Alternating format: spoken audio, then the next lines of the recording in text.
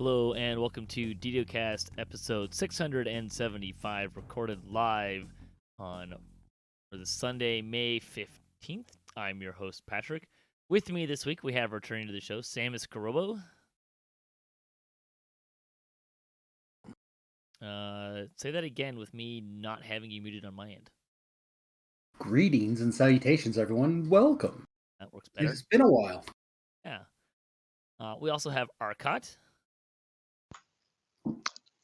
Hi. the opposite ends of the spectrum on the length of hellos. Love it. This week's screenshot: Baba Ganoush Baggins poses with a dinosaur in the 552nd screenshot of the week. There was actually a 53rd, but I liked this one better, so I'm using this one. It's kind of a fun, really fun looking.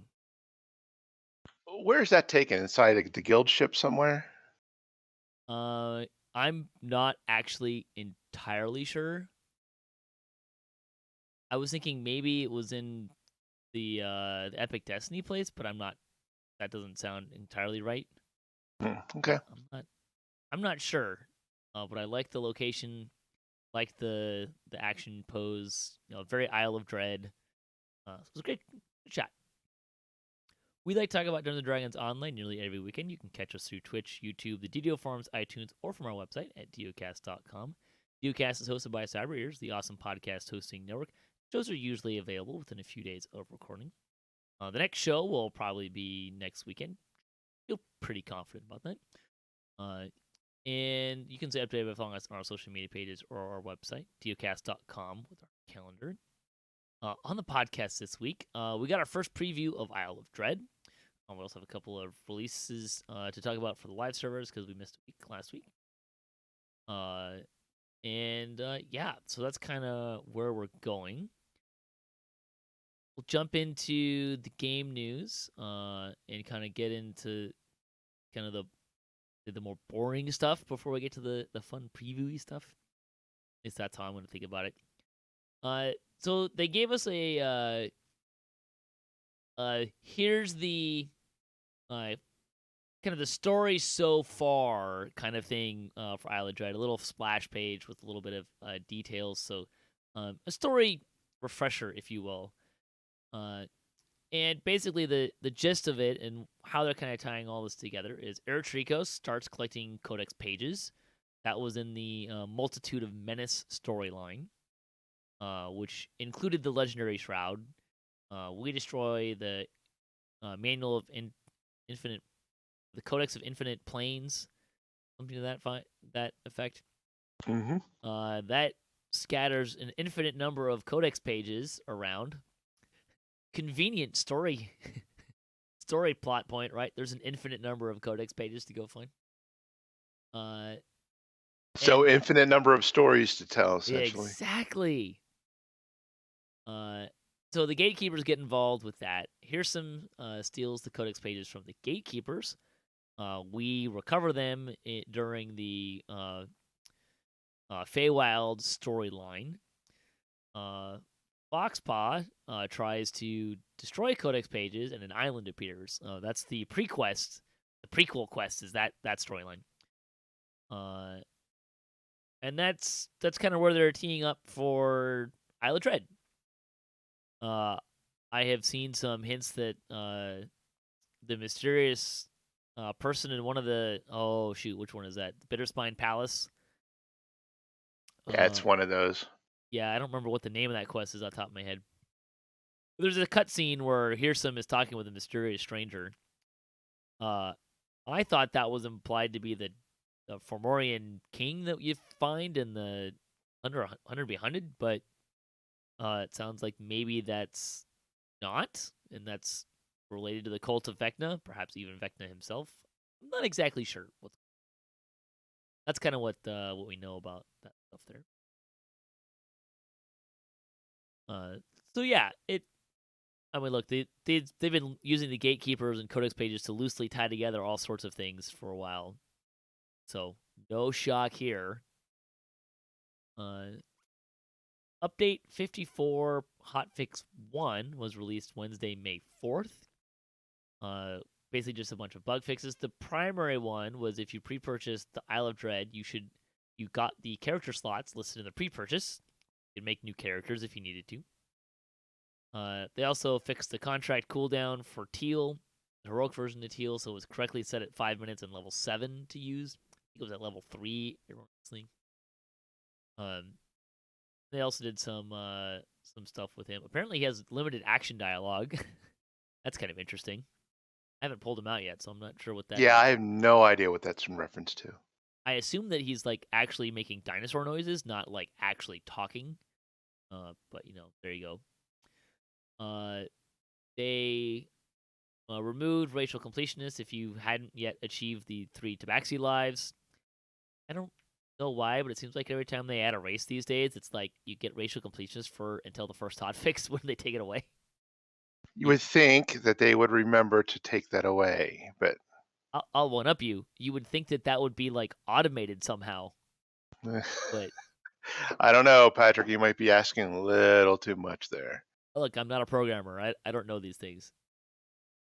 Eldritch Knight properly grants Ghost Touch again. I don't get that. I've gone over that tree at least 3 or 4 times, looking for where it says anything about Ghost Touch, the cores, the tiers. I can't find it, and I have no idea where you're supposed to get Ghost Touch from in that tree. I don't know. You're supposed to get it with when you turn on your elemental damage. It's not listed in the tree. It's listed as part of the turning on the elemental damage. At least it used to be. Okay, That's the way well, it I'll look used to for be. it there again. All right. Also, Mikey says hi to chat. Hi, chat. Hi, Mikey. Thanks for joining us. Let's see. Trailblazer, the Tabaxi Trailblazer ability that grants dexterity damage now functions properly. That time the base tree was not yet functioning. They put surprise claws and hunt down in the proper place in the Tabaxi tree. Wolves and bears now animate properly when using catch track.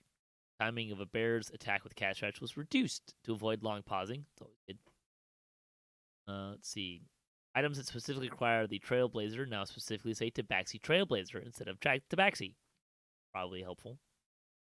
They fixed a bunch of animations with Tabaxis. A lot of Tabaxi stuff. Hey, Yalthun now properly destroys quest objectives again in the quest in the flesh, and the quest was reopened. So, Yay. I mean, the end fight is kind of creative for an end fight. I do kind of enjoy that part of it. That chain is not exactly my favorite chain to run, though. No. I like that quest in particular. What was sticking? Why was that quest closed? So you know what the in the end fight, Yalthun shoots the bubbles, and then those are supposed to break the pods. They weren't breaking the pods. Oh, Made it very yeah, difficult to complete. It's harder, yeah. Rip the giant man sauce. Equipable cosmetic eye items now render properly on Tabaxi characters. This is funny to me because I went on Lamania and like did some video of the Tabaxi characters when they did the special preview for content creators, and I was like saying, "Oh, I guess the goggles aren't showing up yet," and someone responded by saying, "No, they work. You should know how goggles work, apparently," which I am totally willing to accept that I was just in a headspace where I forgot how goggles worked. Like, that totally sounded plausible. Like, oh, yeah, they're probably right. Apparently, there are some cosmetic eye problems that were not eye things that were not running properly on Tabaxi. So, either by intent or design, I was apparently correct that was a problem. So where were the goggles? Were they sunk back further into your head so you couldn't see them, idea. or? I have no idea. Okay. I think I wasn't actually looking at cosmetic goggles. I was putting on goggles and expecting them to be cosmetic. So, I think I just had one of those days where I was just being dumb about goggle cosmetics because I don't usually pay too close attention to them. All non-humanoid hirelings should now play their death animations correctly and become ghostly while dead. Cool. Round force fields in many dungeons are once more working the way they are supposed to. I assume this is in reference to at least the force field in the pit. There's a couple of different places. I don't know about in the pit specifically, but I know that like Genesis Point, I think, out in Sure. out there, that had a Amrath. problem. Yeah, in Amrath, where the force fields were coming up when they should go down, and vice versa, I believe. And I messaged some people, and they said, yeah, that's getting fixed in relation to XY thing. So I think it was a couple of different quests that had similar problems. Yeah. I assume that because they're not referencing a specific dungeon, that there's either A, multiple dungeons, or B, an exploit that they didn't want to call attention to. So. Probably. It was, like I said, that basically if a force field was supposed to be up, it was down. When it was down, it was up instead. Okay. As far as I could tell. But still, Curse is now functioning again. Shillelagh is now adding magical damage again. Players no longer charge their rune arms or fire them while mounted. And they also fixed the provided rune armor mounted and related animation issues. Is it me or just mounts and rune arms just not seem to want to play together? I think you should let the rune arms fire from the mounts. Would be awesome. Fair. It's just fair. One inconsequential bonus for an artificer. When you get an LFM join request, the player's joining level is now printed in the chat text. This will be in your chat window instead of just the LFM join request window and the alert. Great change. Like, I love the change they made to begin with to just like, here's the total level of this person. And then also putting that in the chat. Great. Love it. Thank you. Update 54, hotfix 2. Hang on. Oh, we missed it. The travel when abundant stepping. What were they going too far or not far enough? I believe so. Yes, I believe Tabaxis were traveling a extra distance with abundant step, and now they travel the correct distance. When you say extra, how far were they going? Like I halfway have no across idea. the map, or okay? Damn. I never saw it. I would just guess that perhaps their kitty speed. You know, when you stop moving and then start moving in, just kind of hazard a guess that maybe that was applying to it or something. I don't know. Got it. Okay. That's a complete guess, right? I didn't know it was happening until I saw someone post, "Oh, they fixed it." Like, oh, cool, okay. It's been a busy couple weeks, so I've only barely started playing into Tabaxi. Right. Update 54, patch 2. Sorry, hotfix 2. Wednesday, May 11th was an release. Not a whole lot here. They corrected some typos in the pre-purchase items. The Tabaxi abilities that grant dexterity damage were now supposed to do so, although apparently that's not entirely fixed, at least for wolf form Tabaxi. There was an animation loop with male Tabaxi getting stuck in a resting sitting position after using a shrine occasionally. So that was interesting. And Tabaxi Trailblazer staff deflection is now functional. So yay, that's good. Well, that's good. Yeah. The other thing was, so there was an issue. I don't remember what it was, but so they brought the servers. The servers came up, and then they brought them down pretty quick, or right after some sort of the servers came down. I don't remember the exact timing of this. And if you went and claimed your rewards, specifically you only get these rewards once rewards from the Isle of Dread guy. During a short little window, when the servers came back up, they rolled back just a couple minutes, and you were flagged as having claimed it, but because the rollback did not actually have the items. So the rollback happened on April 27th, and you should now be able to reclaim the boxes through the NPC in the harbor for Isle of Dread. You don't need to submit a ticket. You should just be able to re-get your items. And I know from a friend who had that happen to him, he did get his items, so that at least one person it's working for. So. I'm just thinking that there should be,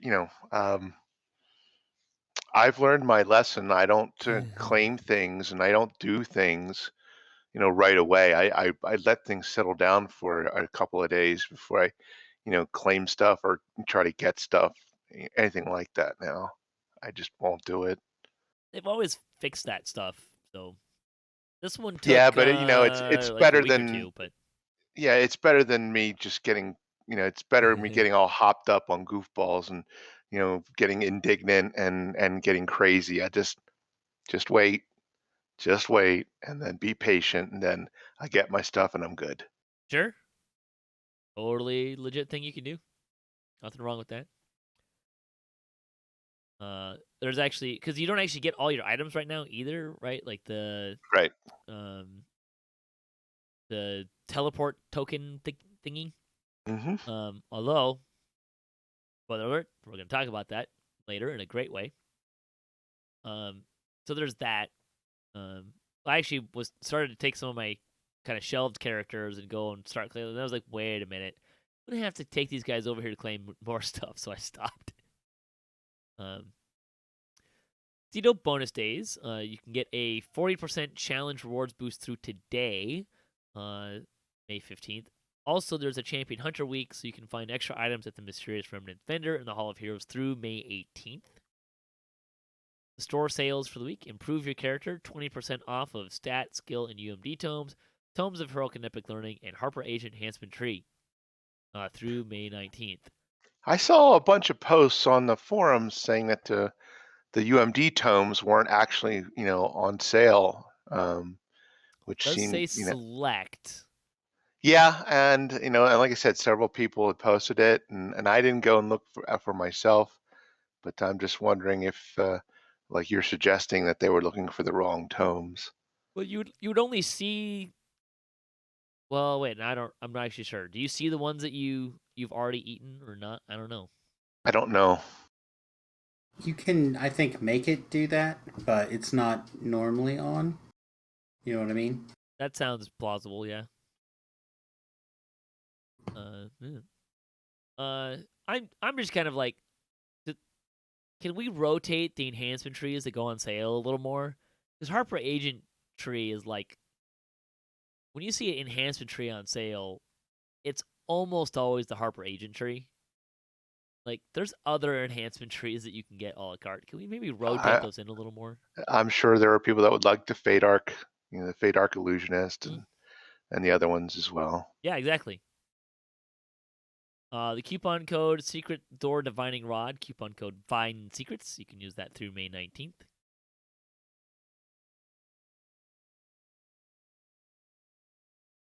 That'll take us to Lightning Post because there continues to be no community news, or at least not a chronicle and stuff. But we did have someone write in. DL commented on our YouTube page that they purchased all expansions, most for Ultimate package. Purchased the Ultimate package for this expansion and is one of the few people that are excited about Tabaxi and Trailblazer Iconic. I don't know. I feel like there were a lot of people that were pretty excited about that. I don't know if I would agree that there were few people that were excited about it, but really looking forward to a Monk Iconic. Have never wanted their money back before like I do now. So disappointed with this expansion. Not the overall design, just that there are so many broken things. Feel like it will take months to fix. Well, there were a lot of broken stuff for sure, but the one big letdown I saw was the nerf they did to the Tabaxi movement speed. That was, that was a pretty nice. I like having, faster movement, and I thought that, and being able to keep that up was a nice thing, to get when you purchase Tabaxi or the expansion, whatever you do. And to have them nerf that, so soon, it They did that. Correct me if I'm wrong. They did that during the preview, right? It wasn't. could be, I don't think that was ever live. I think they changed it in could the be, preview. but I don't understand why they did it. I mean, so what? You can move faster. It isn't like you're, killing the monsters with one shot or anything. I didn't think it was a big deal, and and for sure, all the different, things that you can do while, jumping down from a higher level and then down to people below. I mean, yeah, I guess that's okay, but Certainly not. Certainly, it didn't sell the Tabaxi to me. But the extra movement that would have been a nice perk to have. You still get what, like up to 30% or something like that. Still gets pretty fast. Yeah. In the grand scheme of things, this feels less polished. But I don't feel like they broke a bunch of stuff, if that makes sense. Like, there was a bunch of issues with Tabaxi. Like, it felt like they rushed it out. Like, okay, well, we're going to launch it on this date. So we're going to do pre-orders on this date.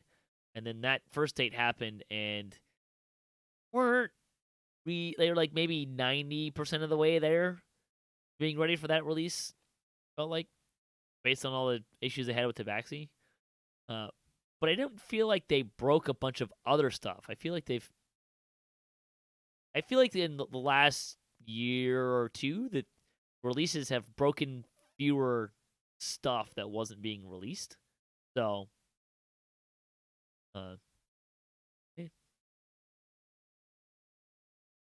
Well, I tell you, I have yet to make a Tabaxi character, so there's really nothing in the Tabaxi that are going to motivate me to, redo my monk main, Arkat into a Tabaxi. I feel like right now my ASMR monk, hand wraps monk is as good as it's probably a monk it's going to be. So I see no point in changing to a Tabaxi monk. And the quarterstaff bit, I do better with the quarterstaff with my pure 20 fighter than I would do with a quarterstaff monk. So the Henshin Mystic isn't all that great, and Sure. just making it a monk isn't going to motivate me to change it. Yeah, see that. I agree with you on the monk part. Although I do I have kind of toyed with the idea of, I wonder if in my archer build would be better as a Tabaxi. Like, there's a little extra sneak attack dice in there, and the movement speed could be kind of nice. But I'm not really sure. We'll see if I ever get it to cap, how I feel about that. So, but that was one a build that I thought might be kind of the one that really shines there. I don't know. It's tough to beat a halfling for a throwing kind of archer, and tough to beat a wood elf for a bow kind of archer. So Yep. All right, we're going to talk about the first preview of Isle of Dread. So this should be kind of fun. We got a kind of a look at some of stuff. We're not going to go too much into the actual quests. I mean, I didn't jump in them at all. no, neither did I. Kind of normal for me. But we'll get to go through some release notes, and we got some of the first information and looks at some of the stuff coming with Isle of Dread, not just quests and stuff, specifically the level increase. We could talk about that. So, as is normal, they had a couple of threads. The first one was kind of the preview release notes. So, Update 55, which is Isle of Dread, contained a number of features and quests for the upcoming expansion pack, the Isle of Dread, including loot and the increase of their overall level cap from 30 to 32, along with some minor changes and bug fixes.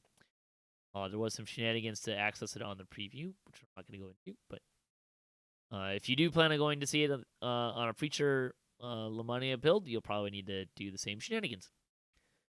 So some bug fixes, kind of highlight some of them. SLAs and Divine Disciple may now heal undead players. That's probably important. Samius, you've played undead, I think, more recently. You've been playing undead a lot, haven't you? Honestly, not for quite a while. Okay. I know that a lot of people are having a lot of success with it, and it's going very, very well for a lot of people. So, okay. I mean, I imagine more is better, right? Yeah, won't hope. Arkat, is your wizard EK, or is it Pale Master?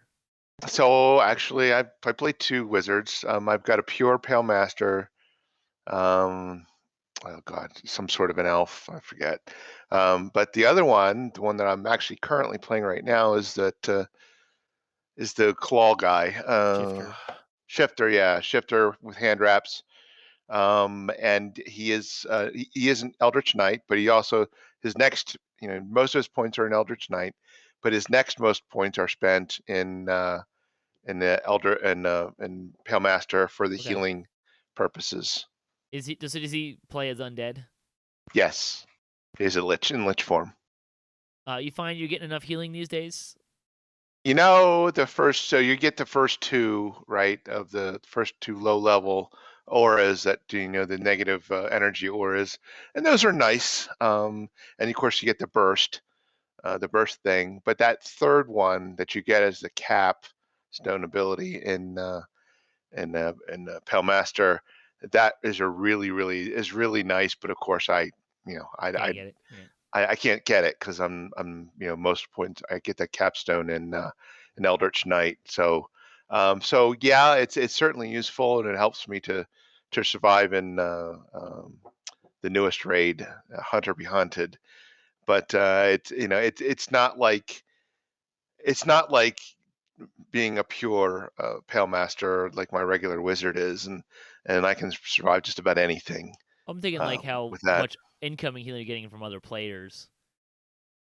Oh, I have no idea. I Yeah, haven't really sure. been paying much attention there. Let's see. The heightened meta magic will no longer lower your spell DCs. I'm assuming that was with if you got enough things to. Oh, I remember seeing Linabelle post about this. There was some like fringy case where, uh, because it was like a lower considered to be a lower level spell, um, specifically greater color spell SLAs are now considered to be the spell level 5. So that the SLAs were actually like a level 1 spell, so then like heightening them was actually doing some weird things. Something to that effect. Those two were kind of related. Quench from Bottled Rainstorm now has a 1-second cooldown for safety purposes. I don't get that. What does that mean? Probably that it was going if it without the 1-second cooldown, you could occasionally get it to fire off a bunch, and then the server would go, "Ouch." Oh, okay, gotcha. That's kind of what I'm guessing there. For safety purposes, you were talking about the Yeah. safety of the server as opposed to Yeah. safety of the players. Got it. See, several armors had their max dex bonus corrected to appropriate values. That's cool. The banquet hall amenity no longer removes itself while zoning. What does that amenity do? That's the I one forget. that gives you health. It's like a minute 30, but it gives you the health and the spell points really fast. When you hit the Oh, buff bar, right. but when you would zone, it would go away. Ah, gotcha. I feel like there's something wrong with whichever buff that is that gives the mana restore lately. I feel like it's not been working. Really interesting. Yeah. I haven't noticed that, but I haven't been playing a caster as much late, so. Auto Stones of Experience no longer tell you that they add Epic Destiny XP. I think it's been true since they came out. I don't know. It's been a while. Stat damage in dungeons is now restored more reliably. I have no idea what that's supposed to mean. Yeah, there was a post or not a post but a thread Thread. about it, and the guy was getting some permanent con damage, and nothing would heal it, like Oh, the heal scrolls or whatever heal whoops. spell. Yeah, so so hopefully this avoids that. Yeah. Recipe text for augments in the Remnant Vendor are now correct. The on-hit fire damage from champions now respects its internal cooldown. I feel like I've seen that before. Produce flame may now be cast directionally. So that would, I believe, be so if you don't have something targeted, you can just cast it in front of you instead of it going, you don't have anything targeted. Fixed a Tabaxi character creation bug where the bow was backwards. Kind of weird. What do you mean bow? You mean like actual bow and arrow bow, or are you talking about I like assume their so. I bow didn't see it. legs or something? I would assume if it was the legs that they would have mentioned that as bow legs, but I don't know, to be honest. I didn't notice it. I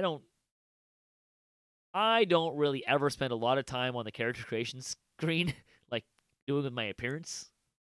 I'm usually kind of going through it as fast as I can. Yeah. Unless I'm going to live on that character for a while, I just take a randomized look.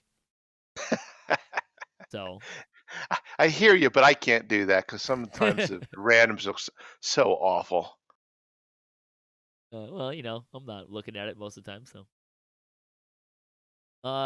Some gameplay changes. An evil spirit that has been resetting so many bear traps after they've been triggered has been exorcised from DDO for now.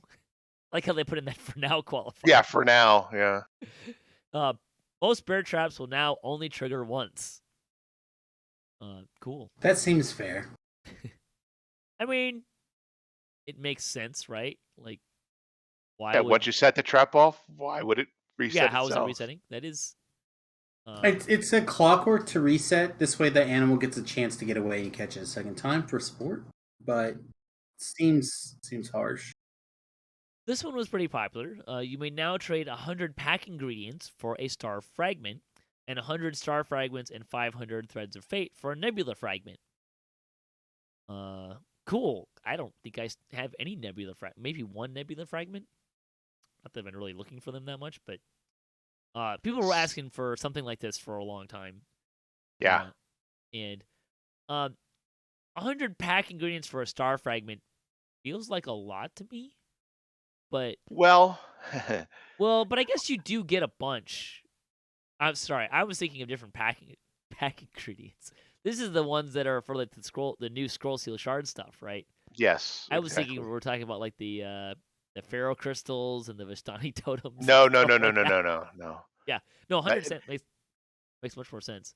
100's perfectly reasonable, except evidently in Discord, the DDO Discord channel where the devs hang out on occasion, Linabel said, yeah, 100 pack, except for the hay that you get from from Salt Marsh. Out there in Salt Marsh. Yeah, evidently it takes 1,000 of those because they're so much more frequently dropped than the other and in that greater seems numbers weird, than the but other ones. whatever. Yeah. Look, you can buy here's the thing, like some of this stuff, like we can quibble over the pricing, but you can buy it, right? Like I have my thoughts on what it should cost, but like, look, I wouldn't care if they gave us the sentient gem out of Strahd.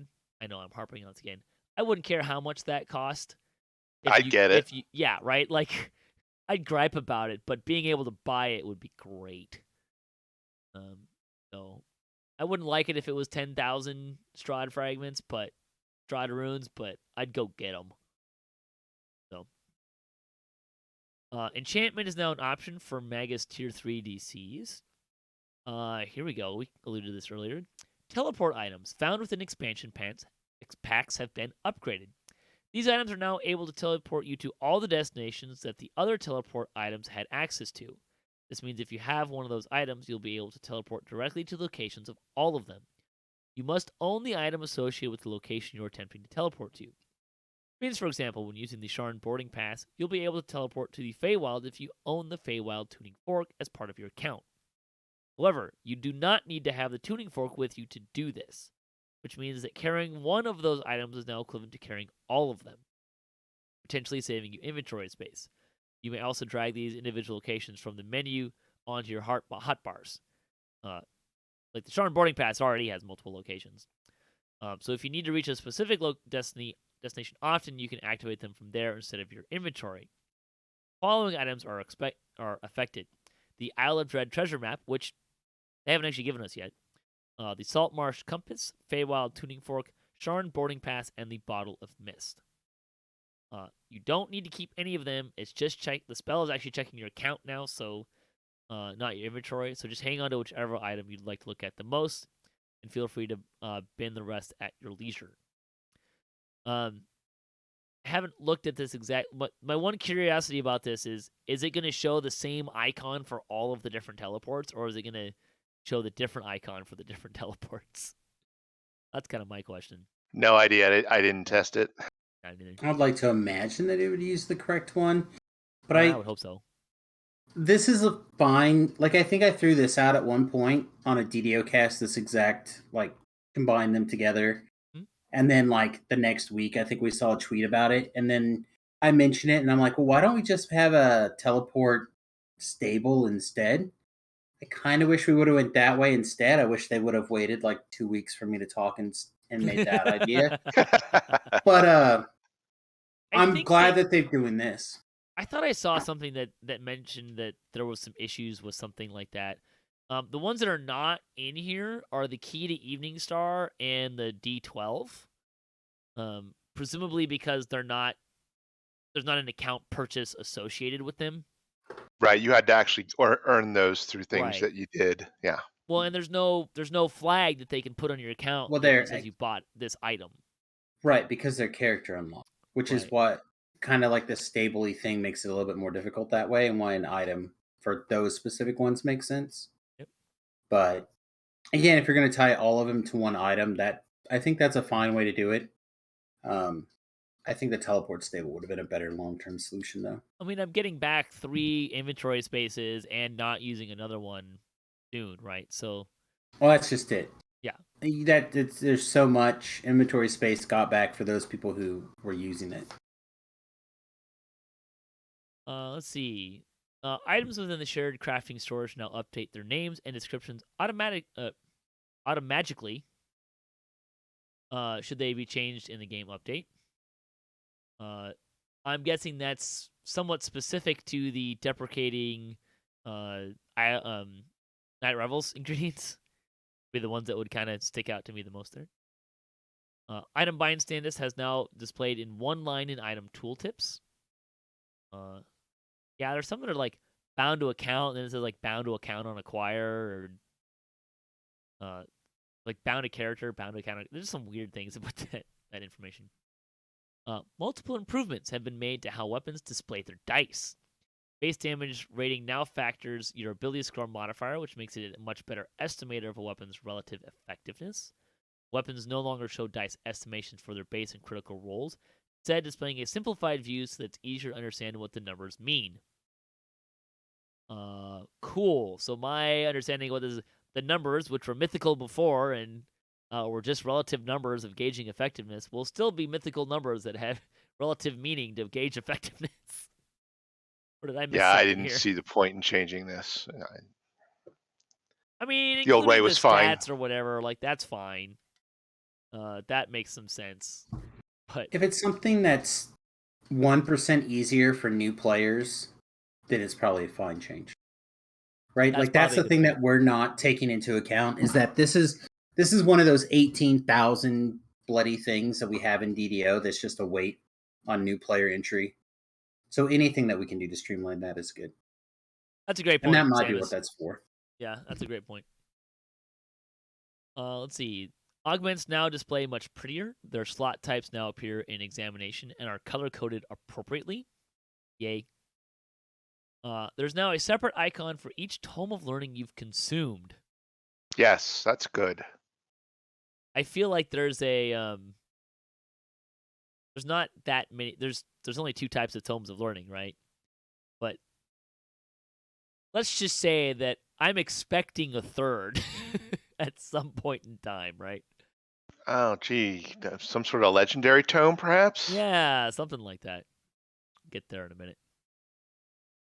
All I know is if there's an opportunity to eat the same tome more than once, I've done it.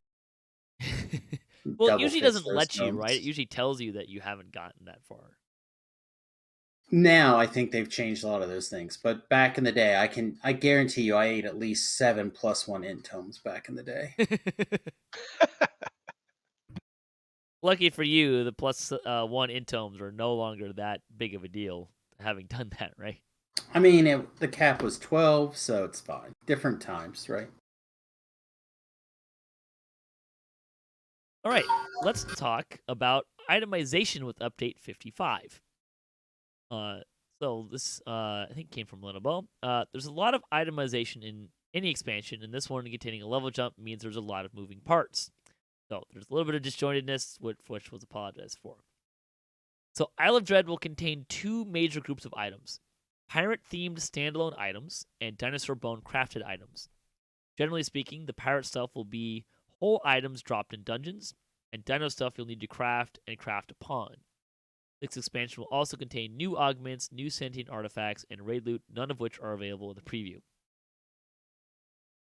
Item power levels. The items will follow the Crystal Cove, Cannith Crafting, ECCs. Follow the Cannith Crafting curve. Cannith Crafting will also be adjusted so players can craft level 31 and 32 shards again. This will use existing shard ingredients, so if you had some crafted before, you'll be able to add them now. Yes, this means that Cannith Crafting level 32 will have higher levels than level 31 quest items from Isle of Dread. As an item's minimum level increases, its power level also increases. So basically, all this stuff's on the same power curve. That's not surprising, since one of the big things they did with the re-itemization, right, is put everything on the same curve. I've got a question. Uh-huh. So way back when Kenneth Crafting lets you craft up to level 34 items, I have a crafter that was able to craft those level 34 items. Will I still be able to craft level 31 and 32 items, or do I need to now, get my crafting levels up again? I have not seen anything that indicates that the Cannith Crafting XP curve is changing in any way, shape, or form. So I believe you will be able to do that normally. Okay. It is a good point. By the time we get up to level 40, we might see Cannith Crafting, XP open up, right? Like there might be some new levels in Cannith Crafting. That seems like that would be appropriate.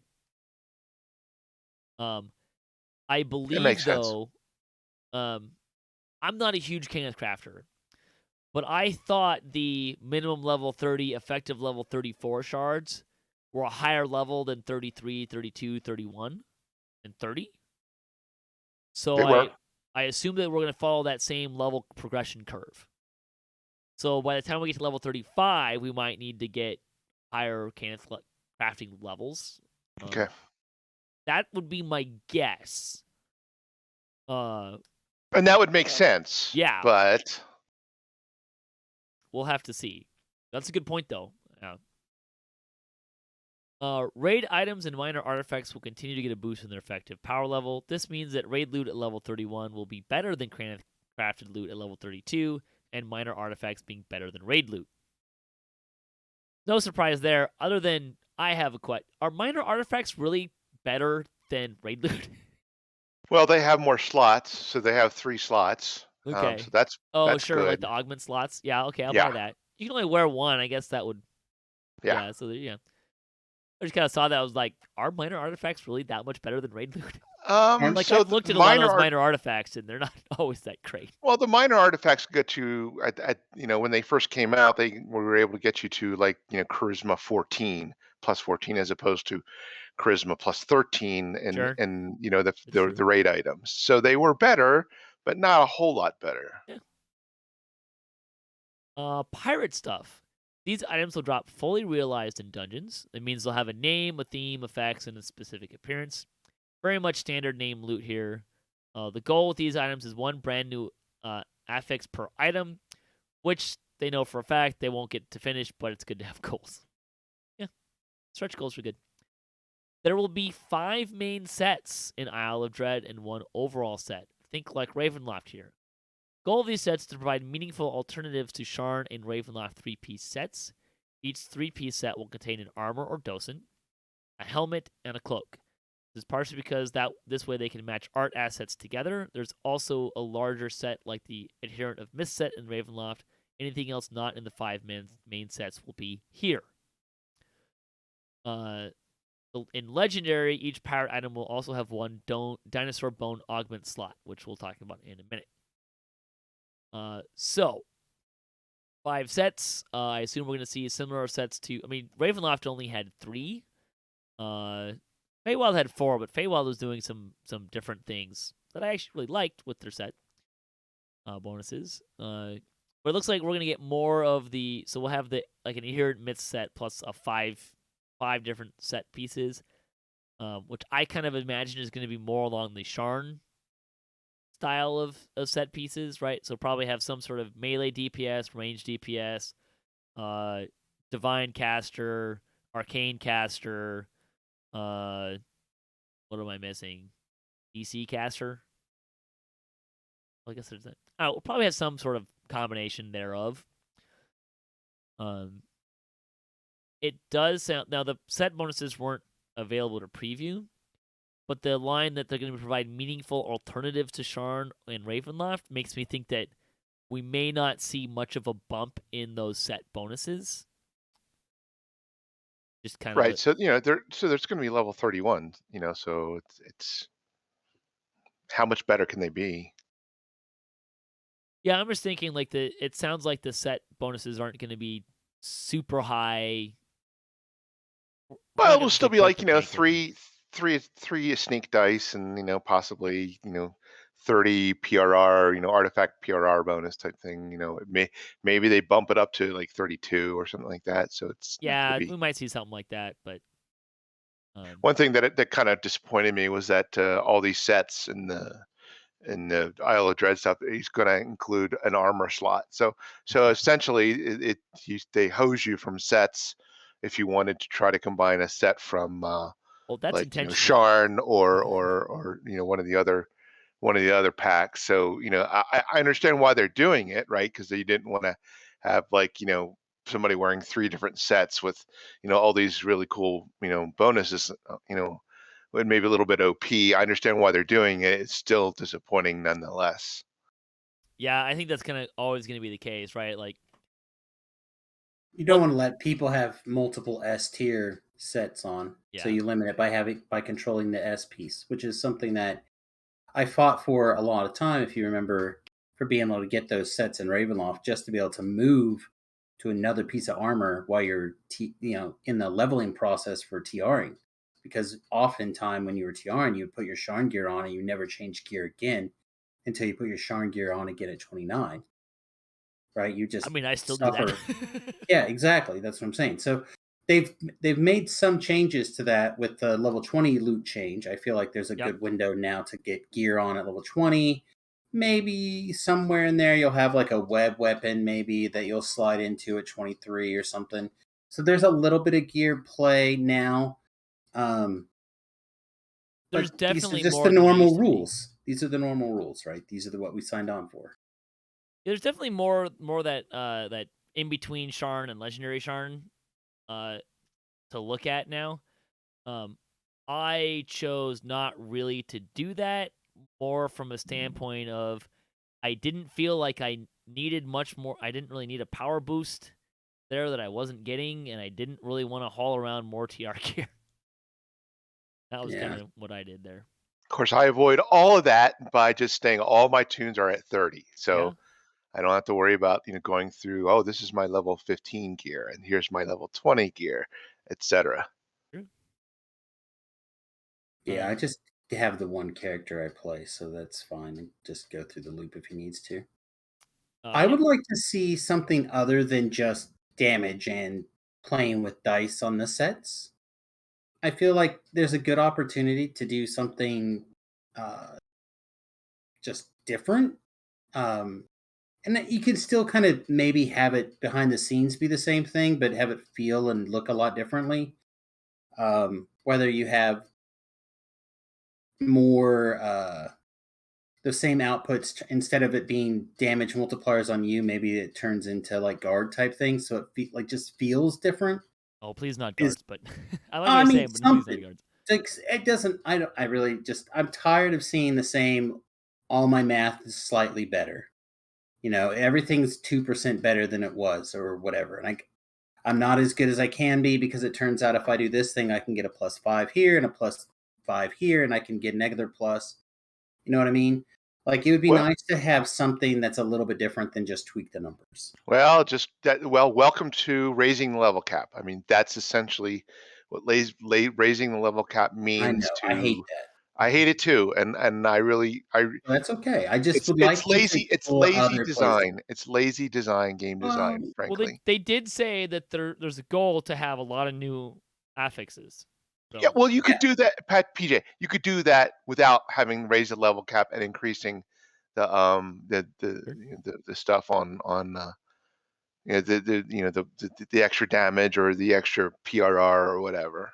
Look, I don't know what exactly has happened to me in the last few months, but like I'm turning over this leaf. They've decided they're going to raise the level cap. I'm just going to move it. I'm just because if it was me, the level cap would be like 24 probably right now, because it would be going a little bit slower and be having a lot more. I would focus like on a few other areas, I think personally, but it's fine. We're raising the level cap. We're just going to get on board and we're just going to figure out how to make it the best we can. Well, what choice do we have, right? I mean, right now it looks like raising levels sells packs, so we'll get on board. But when it comes to levels and items, like I really feel like we can explore different spaces when it comes to our items now, especially in a limited situation where we're talking about like cool dino shit. Do cool dino shit. You know what I mean? Like, hold that thought. We're getting to the dino stuff. Okay. Augments. There are going to be level 32 augments being added to global treasure tables. Subsection of those will be available for trade with Randall Lyric for Isle of Dread ingredients. He'll also have level 8 augments for ingredients, which is going to be the heroic level. There will also be new named augments of Isle of Dread that drop as treasure, which will be minimum level 30. Not in the preview. As opposed to 28, right? Yeah. Well, I mean, they're just telling us the minimum level 30. There are actually minimum level 30 augments in the game already. That I believe do they drop as minimum level 30? I don't think they do. I think they're the one in the raids, right? Like they drop. There's some that are 30. Right, but those are like the Soul Forge ones, right? Like they're not like the crafted ones from the raid items. They're not like just dropping in game as level 30, I don't think.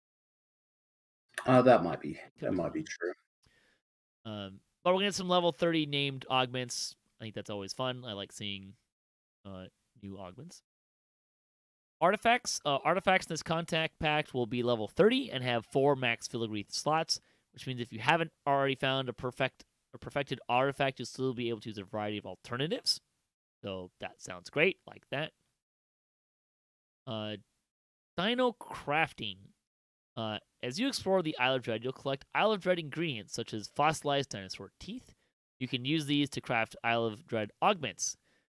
These augments will only go into Isle of Dread augment slots. There are 5 main types of augments: Fang, Scale, Horn, Teeth, and Set bonus.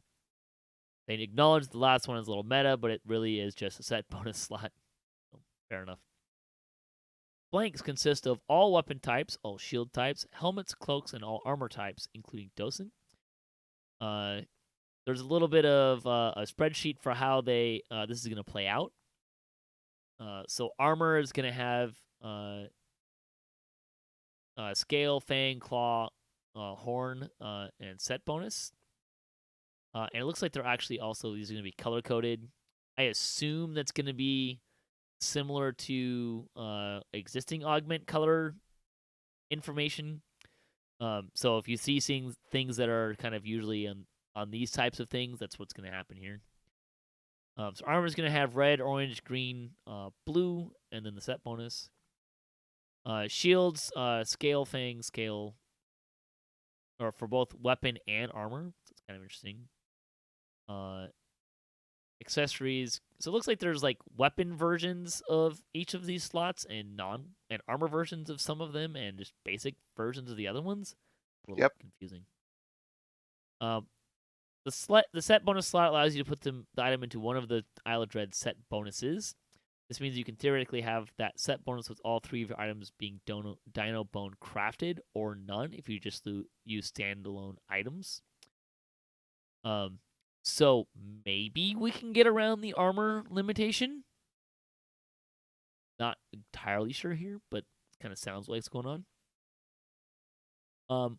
Augments will clearly state which version of the slot they're in. For example, this means that yes, there are 3 types of scale slot: armor, weapon, and regular. But the denotation will appear in the augment slots display and the description to help prevent confusion. Okay, cool, but why not just have more names? Instead of having like 3 types of scale, just have like different things like scale, feather, hide, or something like that. Doesn't that seem less confusing? Is that just me? No, you're exactly right. Yeah. To craft augments, they're using slavers as kind of an analog. You turn many disparate ingredients into a standalone augment and then slot those in directly. However, unlike slavers, this will use the new augment system, so there will be both unslotters and destroyers available. So these are not going to be permanent. So that's really cool. Yes. Bonuses available are split by slot type. So they'll have different things going on with the different for scale weapon, scale armor, or bang weapon, or whatever. This crafting system only exists in Legendary. At level 7, you'll just be finding the pirate stuff. So there's the overview of the itemy stuff.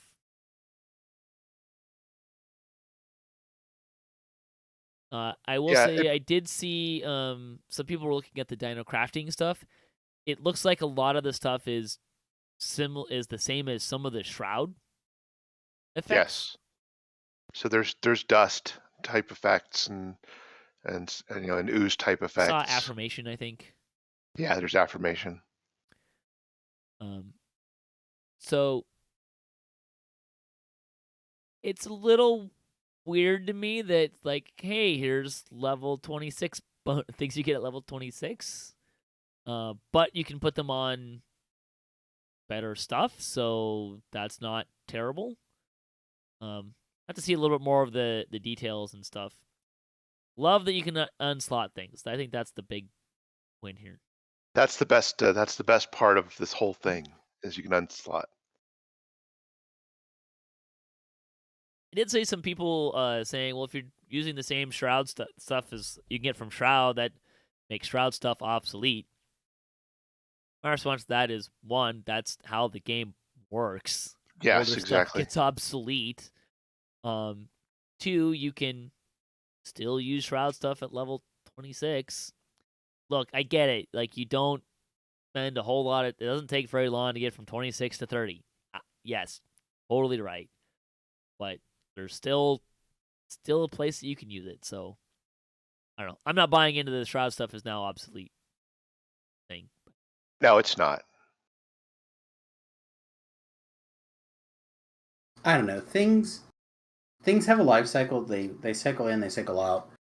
I understand people being upset and frustrated to wanting to see new effects, but new effects are often hard and difficult, right? Yes. To come up with and then encode and then to make sure that they work correctly. I mean, that's why we basically have 2 cat races in a row, right? So like it's something we have to kind of be okay with to a certain point. But again, if we can come up with cool different things, like I don't know, a triangle that opens in the sky and rhinoceroses fall out of it and attack people for 5 minutes. That would be cool and different.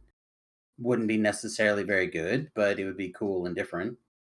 And it can do things like, I don't know. I would like to see, especially with if possible, I would like to see things that affect the game in a different way to really change how the game is played, whether it's in the dungeons going forward or here at the item level. I think there's been a lot of really good creative input lately, and that they can really. This feels very samey to me, and I would like it to feel new and different. But I understand same works, so maybe we just keep the formula and just keep going. I don't know. To kind of pull a line of thinking that you had earlier, I think we really need to keep in mind here that we're talking about effects that were only from Legendary Shroud, which there's probably a bunch of new players that don't have anything from Legendary Shroud, because let's face it, it's not really being run a whole lot right now. And really, I mean, a lot of those items are already kind of outdated anyways, right? Like there's not that they're not competitive and usable, but I think people are not making those as new items anyways. It doesn't, Patrick. It doesn't help that there's a really good online crafter that works anymore. I mean, That's the one thing that's been holding me back from getting into legendary shroud crafting.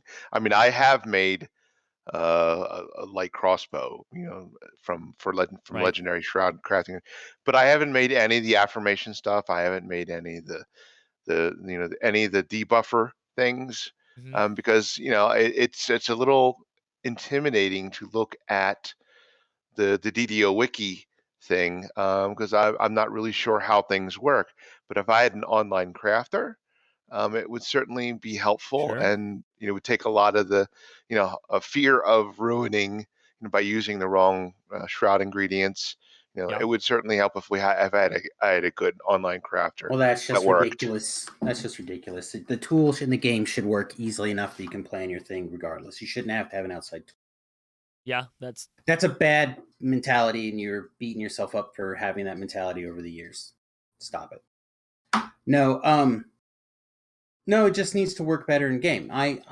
It's something that needs to happen. We You're right. don't do that. You're absolutely right. But it extends from the original shroud crafting. Right. It's the You know, same thing. It's the mentality that we gave ourselves from a long time ago because that was the thing that we had that we thought was nice. It's not the nice thing. We now acknowledge that it's a nice thing and we move forward. It would be nice to have something. I agree, but that's not what we should have. there is. I think it's a important note too. So kind of going back to where I was, that like this stuff should be more readily and easily available to people than legendary shroud stuff. Um, and let's face it, like I liked a lot of the legendary shroud stuff. Like there were cool things in there too, right? Like, Well, it's a extremely well done like series of tools and effects and the crafting system and stuff. It just needs, like, I say this a lot, and I'm not going to try to say this very often, but some polish and it comes to the UI stuff to be able to use it a little bit better in game. There's an opportunity here. If people wish, they could take this, maybe model a slightly better UI so people can build it a little bit better. And then maybe if that system works really nicely, we can roll it backwards on things like the shroud and stuff like that. It would be really wonderful. I think yeah. I think a good UI could really make things wonderful. All right, let's talk about the level increase. This for me was kind of the most exciting part of this information. So this post is about update 55's level cap increase. So this should cover what you need to know about it in general. So after you take your 10th level epic level, you will begin earning progress towards your legendary levels by earning legendary experience. You earn legendary XP from any dungeon that is of legendary difficulty. All dungeons that are currently legendary will remain so after the level cap increase happens. This means players looking for legendary XP can earn it from over 100 quests, including the Isle of Dread. Once you have enough legendary experience to level up, you may speak to the Fate Spinner to take a legendary level.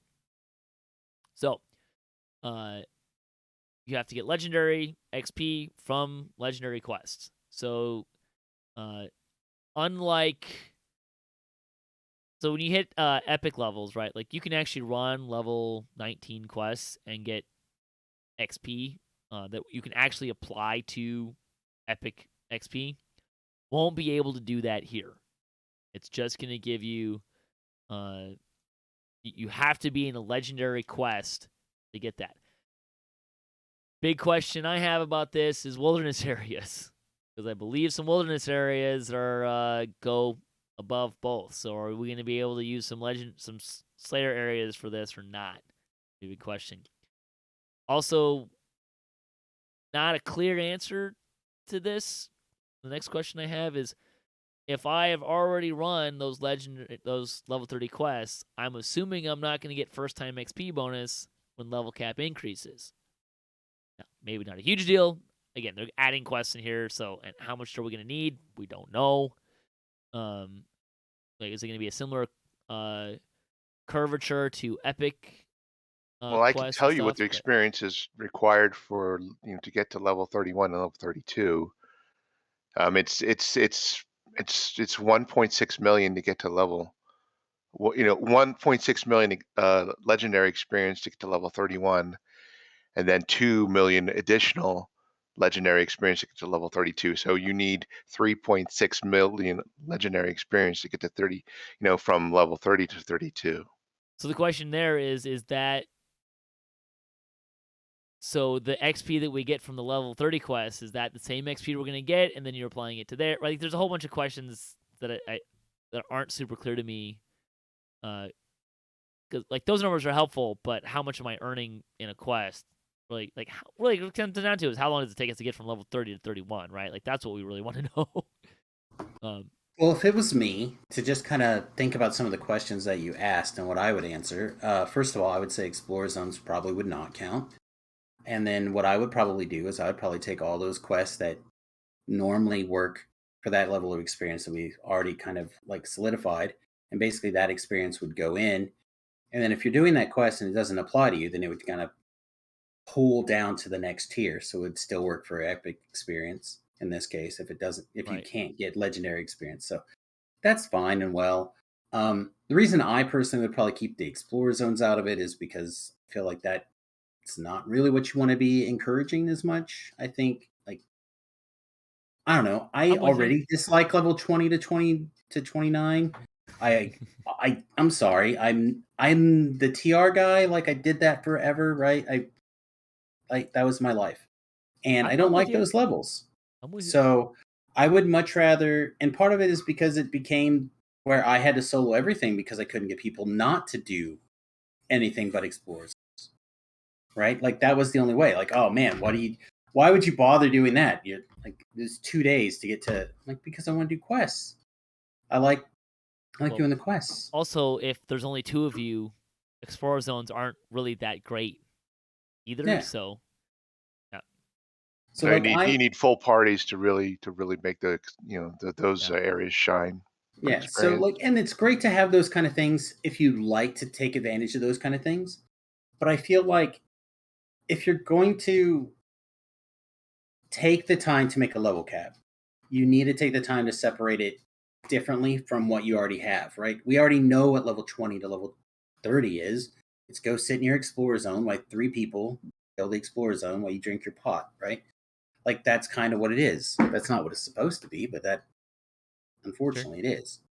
So like make it different. Make you want to do those quests. Maybe even do some, I don't know. Again, this is where I really hope that they are embracing their creativity, but like really, really make people want to do the quests and get in there and do stuff. Maybe put stuff in optional chests that are out of the way that has actually bonus and additional experience or some extra value along the path. Like take advantage of the situation and like really kind of work a lot of this into the whole strategy going forward. We do know that there is going to be a wilderness area with Isle of Dread. My sense is you'll be able to use that wilderness experience for legendary. Probably also, I would guess at least Feywild and Saltmarsh. I don't know how much of an issue. Look, we'll get to this in a minute. I don't think legendary XP is going to be that big of an issue for people. We'll talk about that in a minute. At least initially. Arkat, I see that you have a question about like autos boxes. I don't expect any changes to the current autos boxes. I would expect that you will not be able to use an epic autos box to get legendary XP. Hopefully they put a level cap on using epic autos boxes, like you can only use them from 20 to 29 or something like that. But legendary XP looks like it's going to be a completely different channel. Does that mean there's going to be legendary autos boxes? Yeah, probably at some point. I'm sure there will be. I'm sure we'll see legendary Reincarnation at some point. I'm sure we'll see legendary autos boxes. I'm sure we'll see legendary Tomes of Learning, all of that stuff, right? Like, why change the formula when it's working, right? So I'm sure we'll see all that.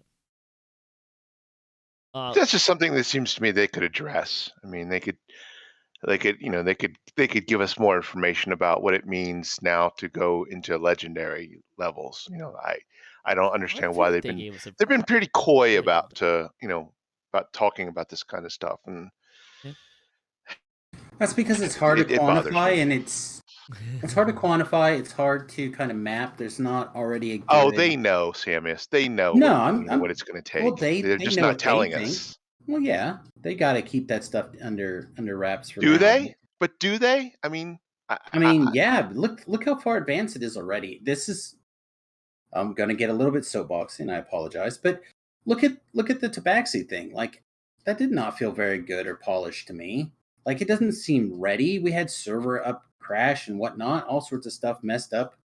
The same thing with this. Like we can't make promises to people out in advance this far. Like all sorts of hell could break loose between now and then. So of course they can't tell us now. But if they give us the information now, you're going to hold them to it. So they can't tell us anything. I don't know. They can tell us that there's gonna be a legendary tome of learning. They can tell us whether there's You going can to be extrapolate that legendary. information, which is fine. Patrick literally just extrapolated all that stuff. But for right now, they can't confirm any of that stuff because if we say that we were going to and then they don't, then you get mad. Well, then you might also get into some false marketing problems. That too. You can't promise. Right. It's just unwise.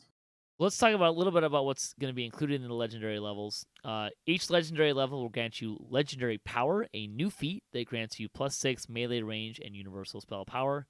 Every 2 legendary levels will grant you +1 cast level and max cast level with all spells. Base attack bonus for legendary levels will be 0. So the progression will be 0. You're not going to get any more to hit. Legendary levels are broken up into ranks like epic levels are. Each legendary level corresponds to 4 destiny points. This means that at the new level cap of 32, you will have 8 more destiny points to spend. Not any, like 4 from the ranks of level 30 and 4 from the ranks of level 31. So that's kind of what we were expecting, I think. Nothing shocking there.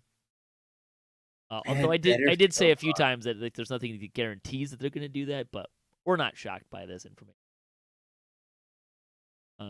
You will continue to earn regular feats as your level increases at the same rate as you did before. This means you will earn new feat at levels 33, 36, and 39.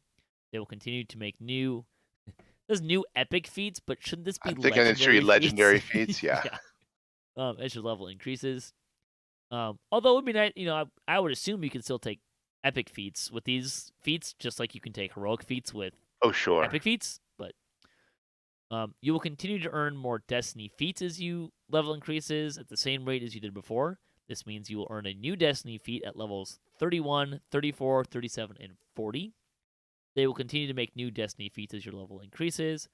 This means that with the first round of level cap increases, you will train 1 new destiny feat at level 31. And you'll continue to get ability scores at the same rate, so this will be 32, 36, and 40. Yeah, all of this is pretty in line with what we were expecting.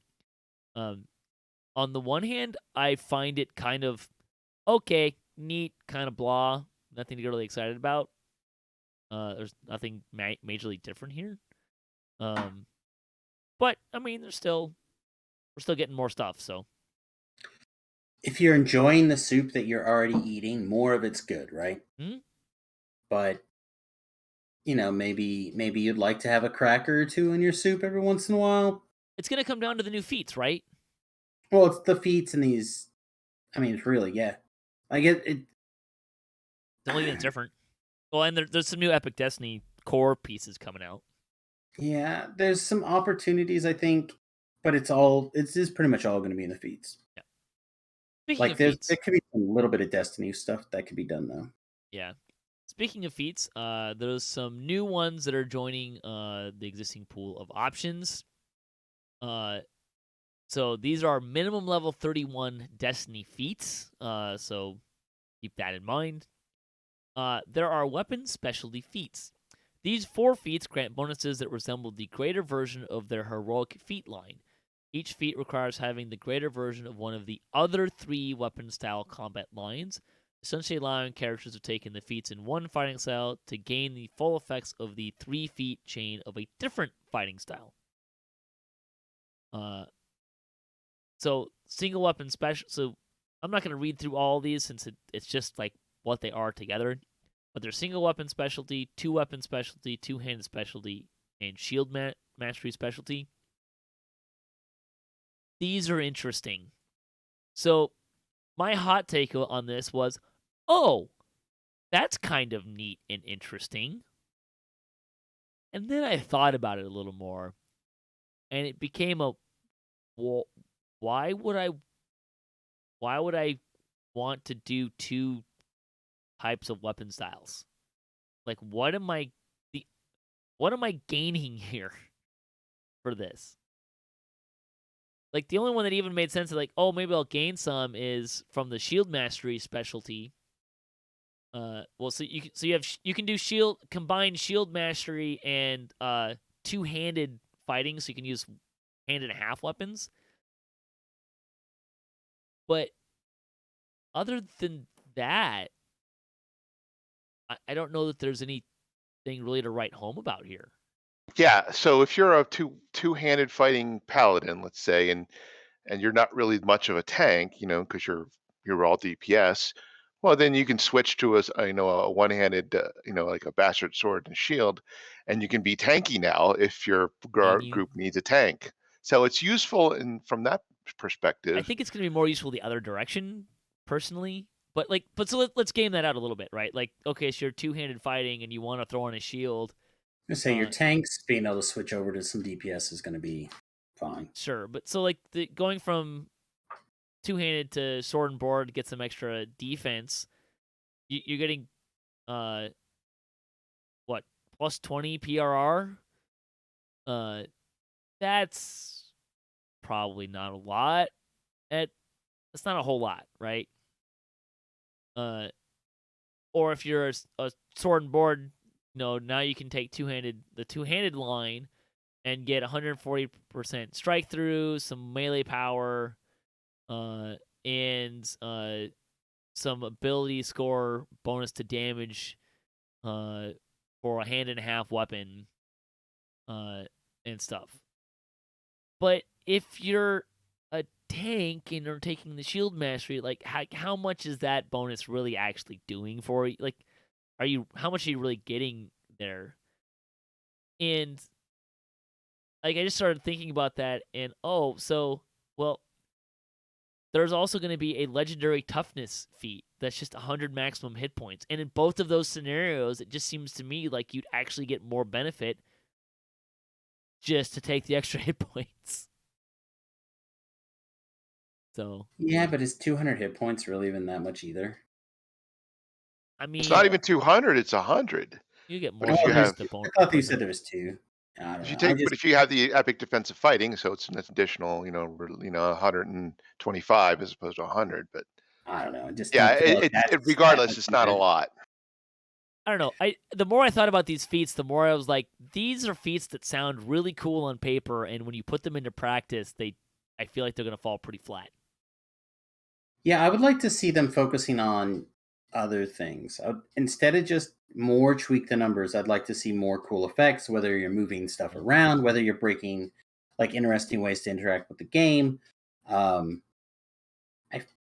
really feel like these kind of effects are just how they feel like the number math. Like, this is what they're thinking. All right, well, this is how we're just going to improve the math, so everyone who wants just the pure math can take the math feat and be good.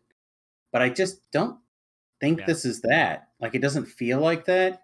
And I would rather them not even work on this anyway. I'd rather just have something cool instead.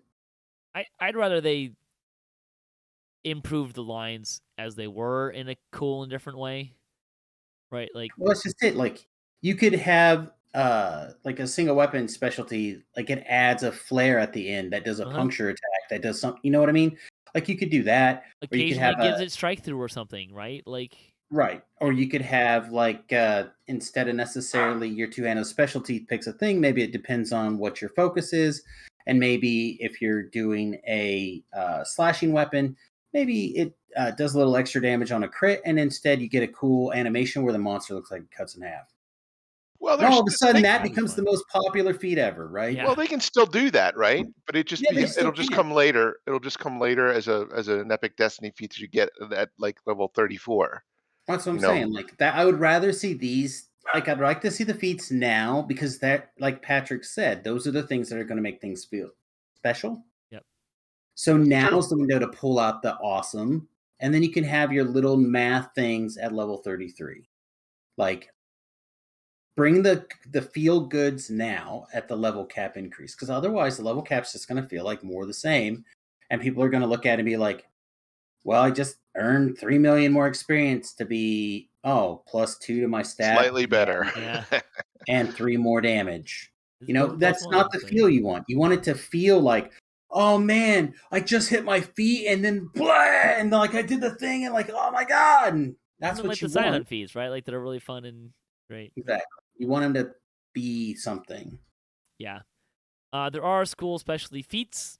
So +3 DC to whatever school you pick. It's good. The gut numbers are good. It's just they don't do anything. Like, they're not cool. Yeah, but again, so. Well, hang on. It isn't really to the new. It's to a different school that you're not really all that great at. That's still fine. That's still good. So yeah, I mean, look, if you can get +3 for the other ones, for a different school, right? But it's not. You're not gonna. You have to have the epic spell focus feat from a school, but then you don't get to pick that school from here. So right. if you have epic spell focus evocation, you can pick school spell specialty, but it has to be a different one.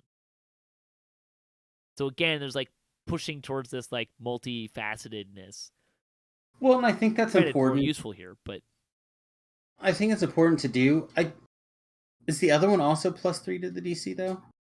I don't recall. Well, you get it. It's a 3 feet long, so there's spell focus greater and then epic, and you'll get +3.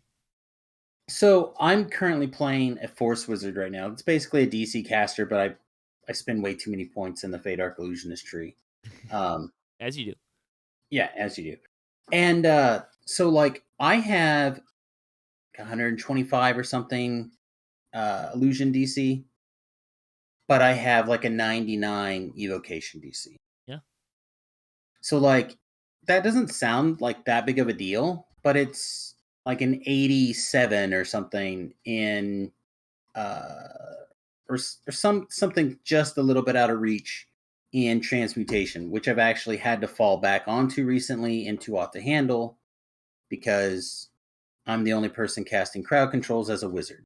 So like, you know what I mean? Like, you have to do a lot of juggling sometimes, and a feat like this would be very good sometimes, as long as it will work. It should also like maybe perk your main thing also, maybe a little bit. Yeah, but you know, I think that's probably what's missing from the specialty of the other ones too, right? Like, give me a bonus to the one that I normally have, but yeah. Correct. Yeah. Yeah. I think the spell specialty will be more useful because casters are. I feel like it's pretty rare to build a caster with only one. I mean, if maybe just evocation, but even then, like, they still take Finger of Death, and right, like, so.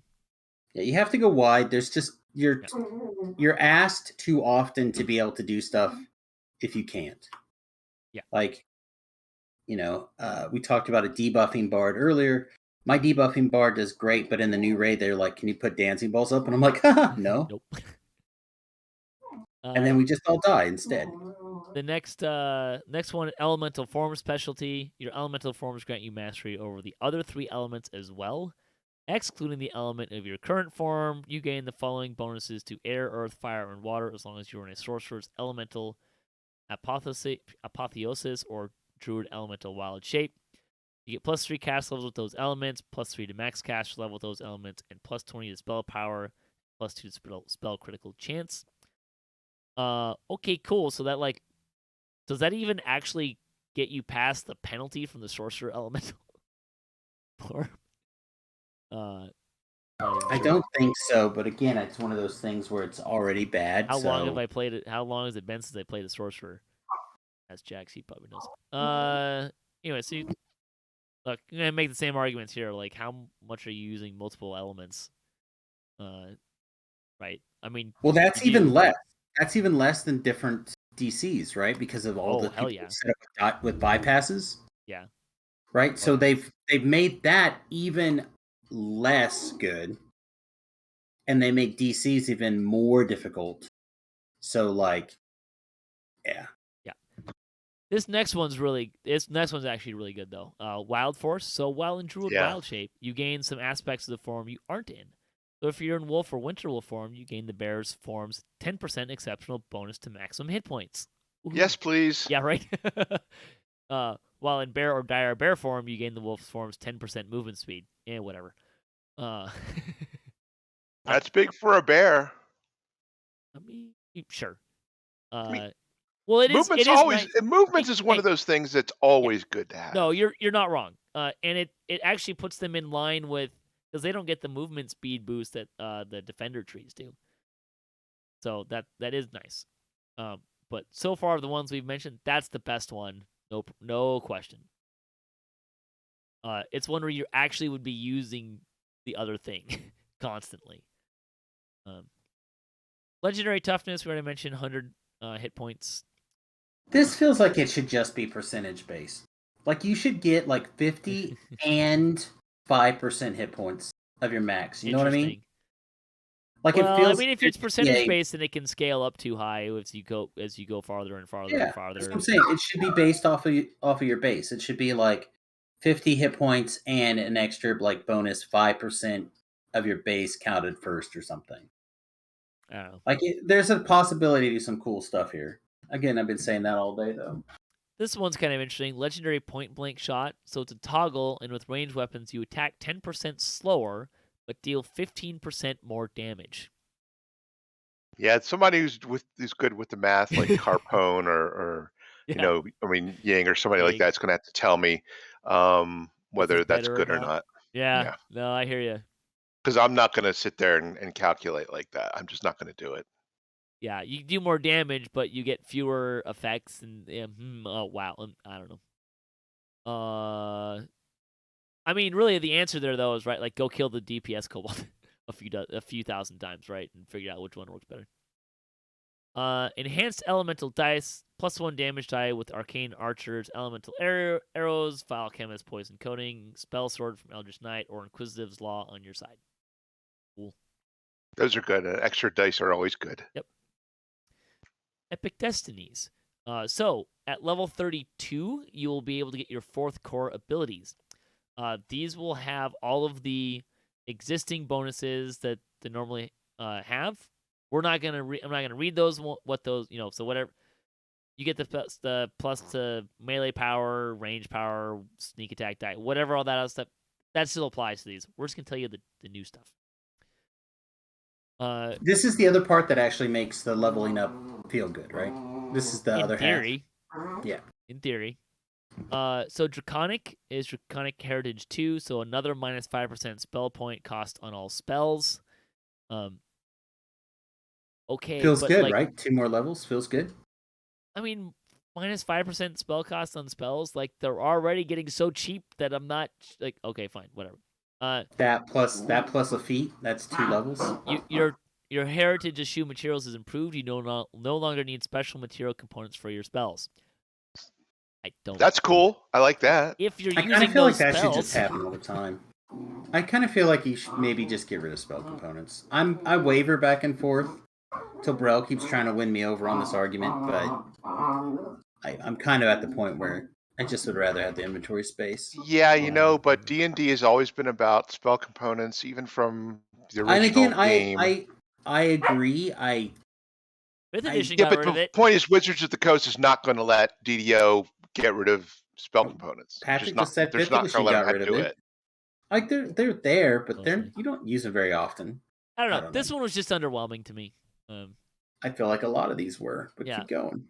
Fate Singer, hear my voice, friend. Greatest shout, great shout, shout, and echoes of spell discord now target allies inside their cones and heal them for 30% of the damage potential of the spell. That's kind of cool. Okay.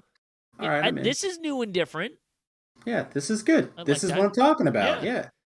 Magic Eclipse, Nightwind, +7 spell penetration, which seems like a lot, but cool. Okay. The thing that you can't hit anyway doesn't matter. Who cares? I can't hit my wisp.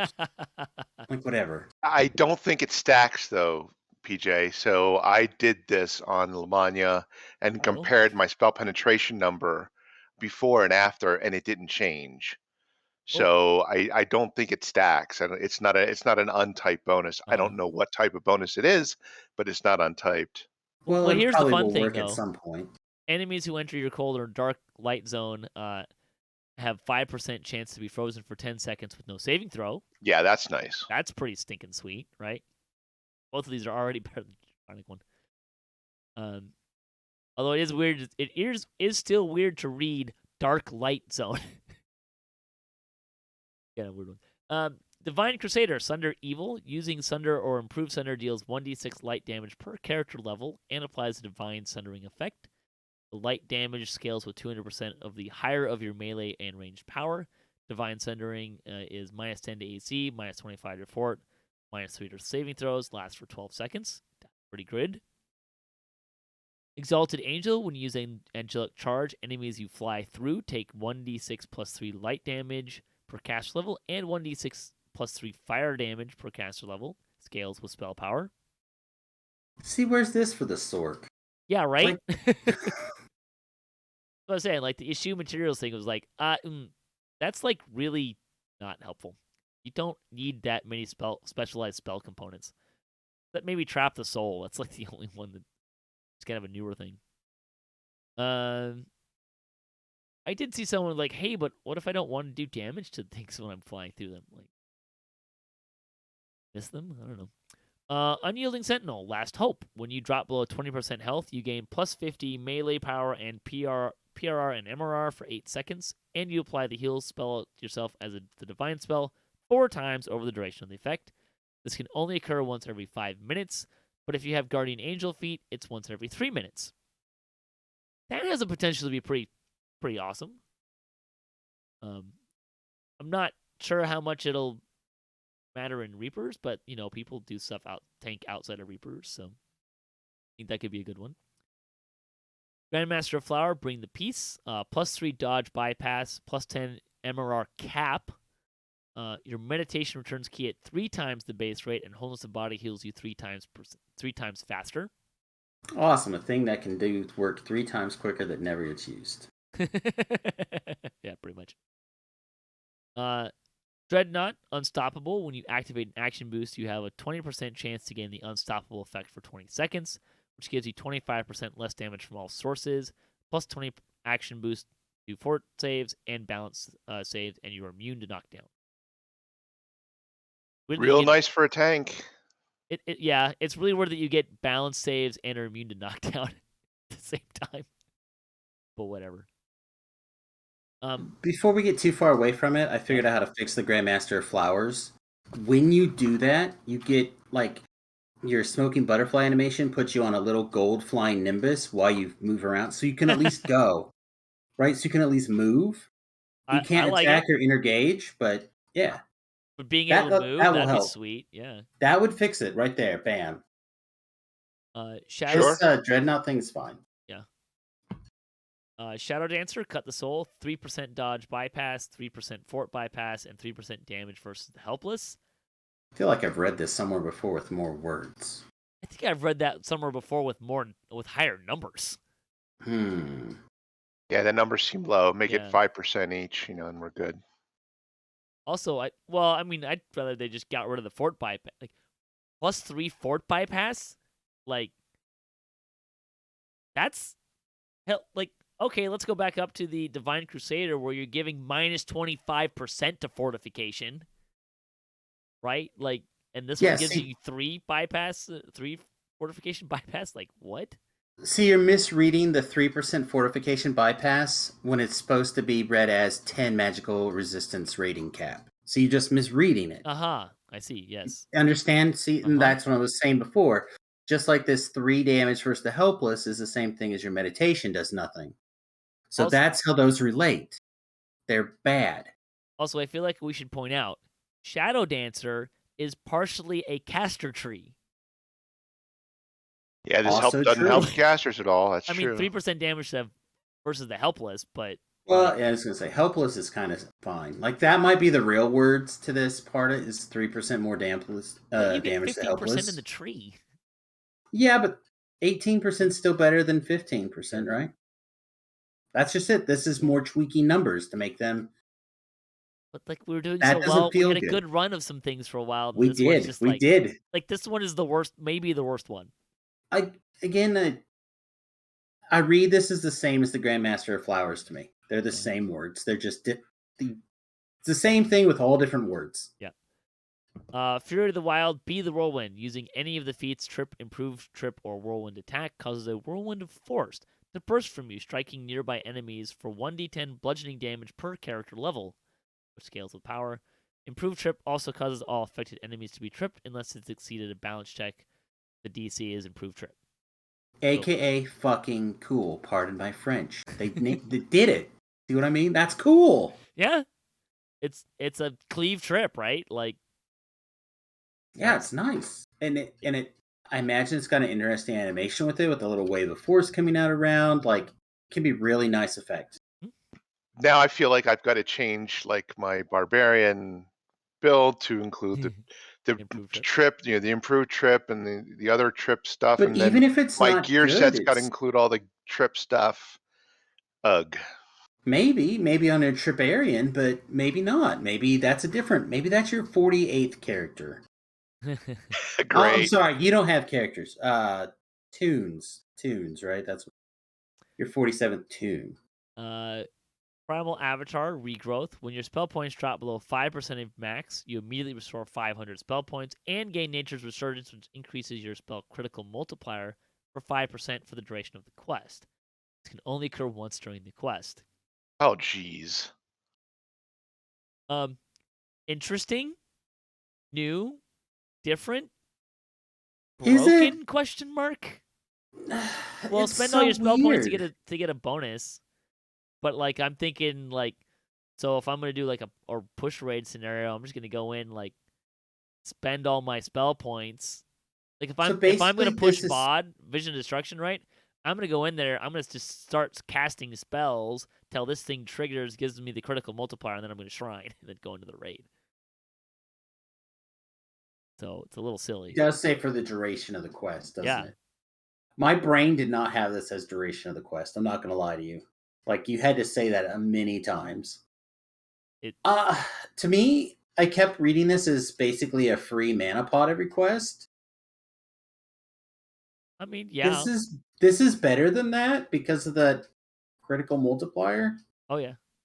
But man, that's hang on. One second. There has to be something. It has to be something really cool up here in Draconic, right?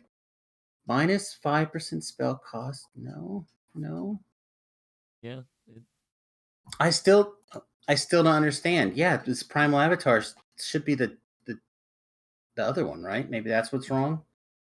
I mean, maybe the multiples of these, but yeah, it's just Draconic when the good ones are uninspiring. When the good ones are good, it makes the bad ones bad, right? Yeah, Grandmaster's okay-ish. Shadow Dancer is just it's also laughable. Kind of medium. Yeah, the good ones are like 10 out of 10, and the bad ones are just bad. Magus of the Eclipse is maybe it's okay. It's got the freezing thing. Yeah, it does. Shirati is Fey Countenance, +2 to saving throws versus spells. Woohoo! Yeah, I know. Woo! I'm looking for that. Whenever you activate Pin or Beguiling Charm, enemies near you become fascinated for 12 seconds with no saving throw. And their saving throws versus spells also reduced by 2 for 12 seconds, even if the Fascinate ends. That actually has some potential funness, right? Like if you're running away from something, you can toss a Pin or a Beguiling Charm and fascinate things to get away a little bit. Is it where the thing at? Because it says near you. Yeah. So like, I don't know about you, but normally when I'm pinning monsters, there's not a whole lot of other far monsters away, around me. Yeah. I mean, right? That's my goal as an archer, is to not have things around me, but it doesn't always work that way. That's true. No, it's not. And then how does this help with the caster stuff, right? Because doesn't this also partly a caster charm tree? is the castery thing, I think. Whenever you active, okay, that's the charm, right? Yeah. This is the first time I took Shirati, so I haven't been playing with it very long. Well, all the prism stuff is supposed to work for casters too. Well, we're talking about this ability here, right? Yeah. But your point was that Sharadi is also a caster tree, Yes. so this should work for casting stuff, spells that you cast as well. Well, if it's for that one charm, which is what this says, it would do that. So again, it's really a matter of where it kind of fires off at. Okay, gotcha. For whatever reason, I again not used to this Sharadi champion stuff, I guess. It is kind of funny though. Like this one, it's like Pin and Beguiling Charm are the multi-selector, right? So the Beguiling Charm is what you would take if you were a caster. Pin is what you would take if you're archer or ranged character. Mm. So they got that part right with Sharadi Champion, whereas like Shadow Dancer, like it's not super great if you're not a caster, and if you're a caster, it's even worse. So this is where I kind of harp on. I wish they would have some consistency. I feel like a lot of the really cool abilities, the ones that feel really special, they all modify, like your. I don't have all the correct terminology here, but they seem to modify something that your core ability seems to do. One of your abilities, like the Sharadi Champion, works off of the Pin or the Beguiling Charm. The Fate Singer one all modifies your shouts, stuff like that.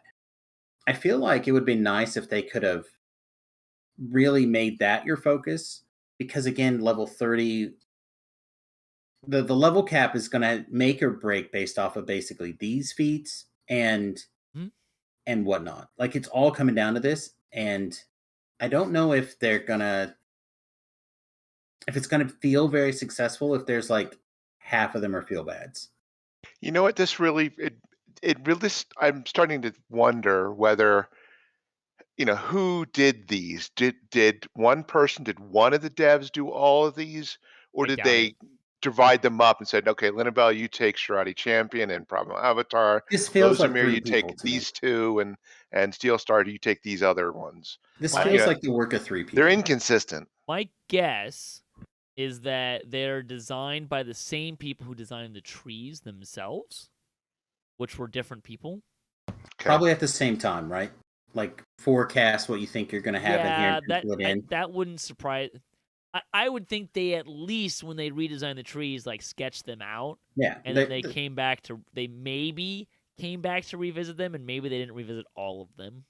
Well, it still feels pretty early in the process to me. Yeah. So, and that's the other part that seems really weird about this for an expand.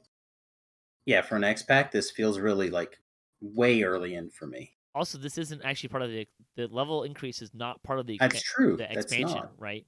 It's just coming at the same time. You don't have to get the expansion to get the level cap increase. Thank goodness. It's true. All right, let's talk about Reincarnation. There is no legendary Reincarnation as part of this level cap increase. Part of this level cap increase. Won't they'll have to do it, if you get to level 40, right? I mean, they might do it at 38 or something like that. You think so? Okay. Well, they did that with Epic, right? Like you got to 28, then you could reincarnate, and then you went to 30. Oh, I didn't remember. I think pretty sure that happened. Okay. It would not, if they followed that same path line, like it's not actually a terrible path line, but you get up to 38, you can reincarnate, then we can get to 40, but you kind of smooth out the XP a little bit, so it's a little bit more, but not as much more as it should be, and kind of rejigger the numbers or something like that. You could do that, I guess, but hopefully they'll kind of figure out not. Probably what would be better is if we went to 32, 34, 36, 40. Maybe. I feel like this is a good opportunity to say that this might be a window where they did learn from their past, because they are not trying to take too many levels at once here. True. Like 2 feels like a manageable number. I feel like they can make 2 feel good and special. I would have liked to have done 3, but I mean, yeah, I see. I don't know. There's also 3 a and potential 4 that's would have been nice. A backfire too, right? I think your point is great, right? Like, what's the right number? For some people, it's going to be 3. Some people, it's going to be 2. And I feel like you can always pick up steam if you feel like you need another one, right? Like, there's nothing that says that you can't go ahead and be like, oh man, we put out the level increase in August and it's just not enough. We're going to go ahead and knock out the next one early next year.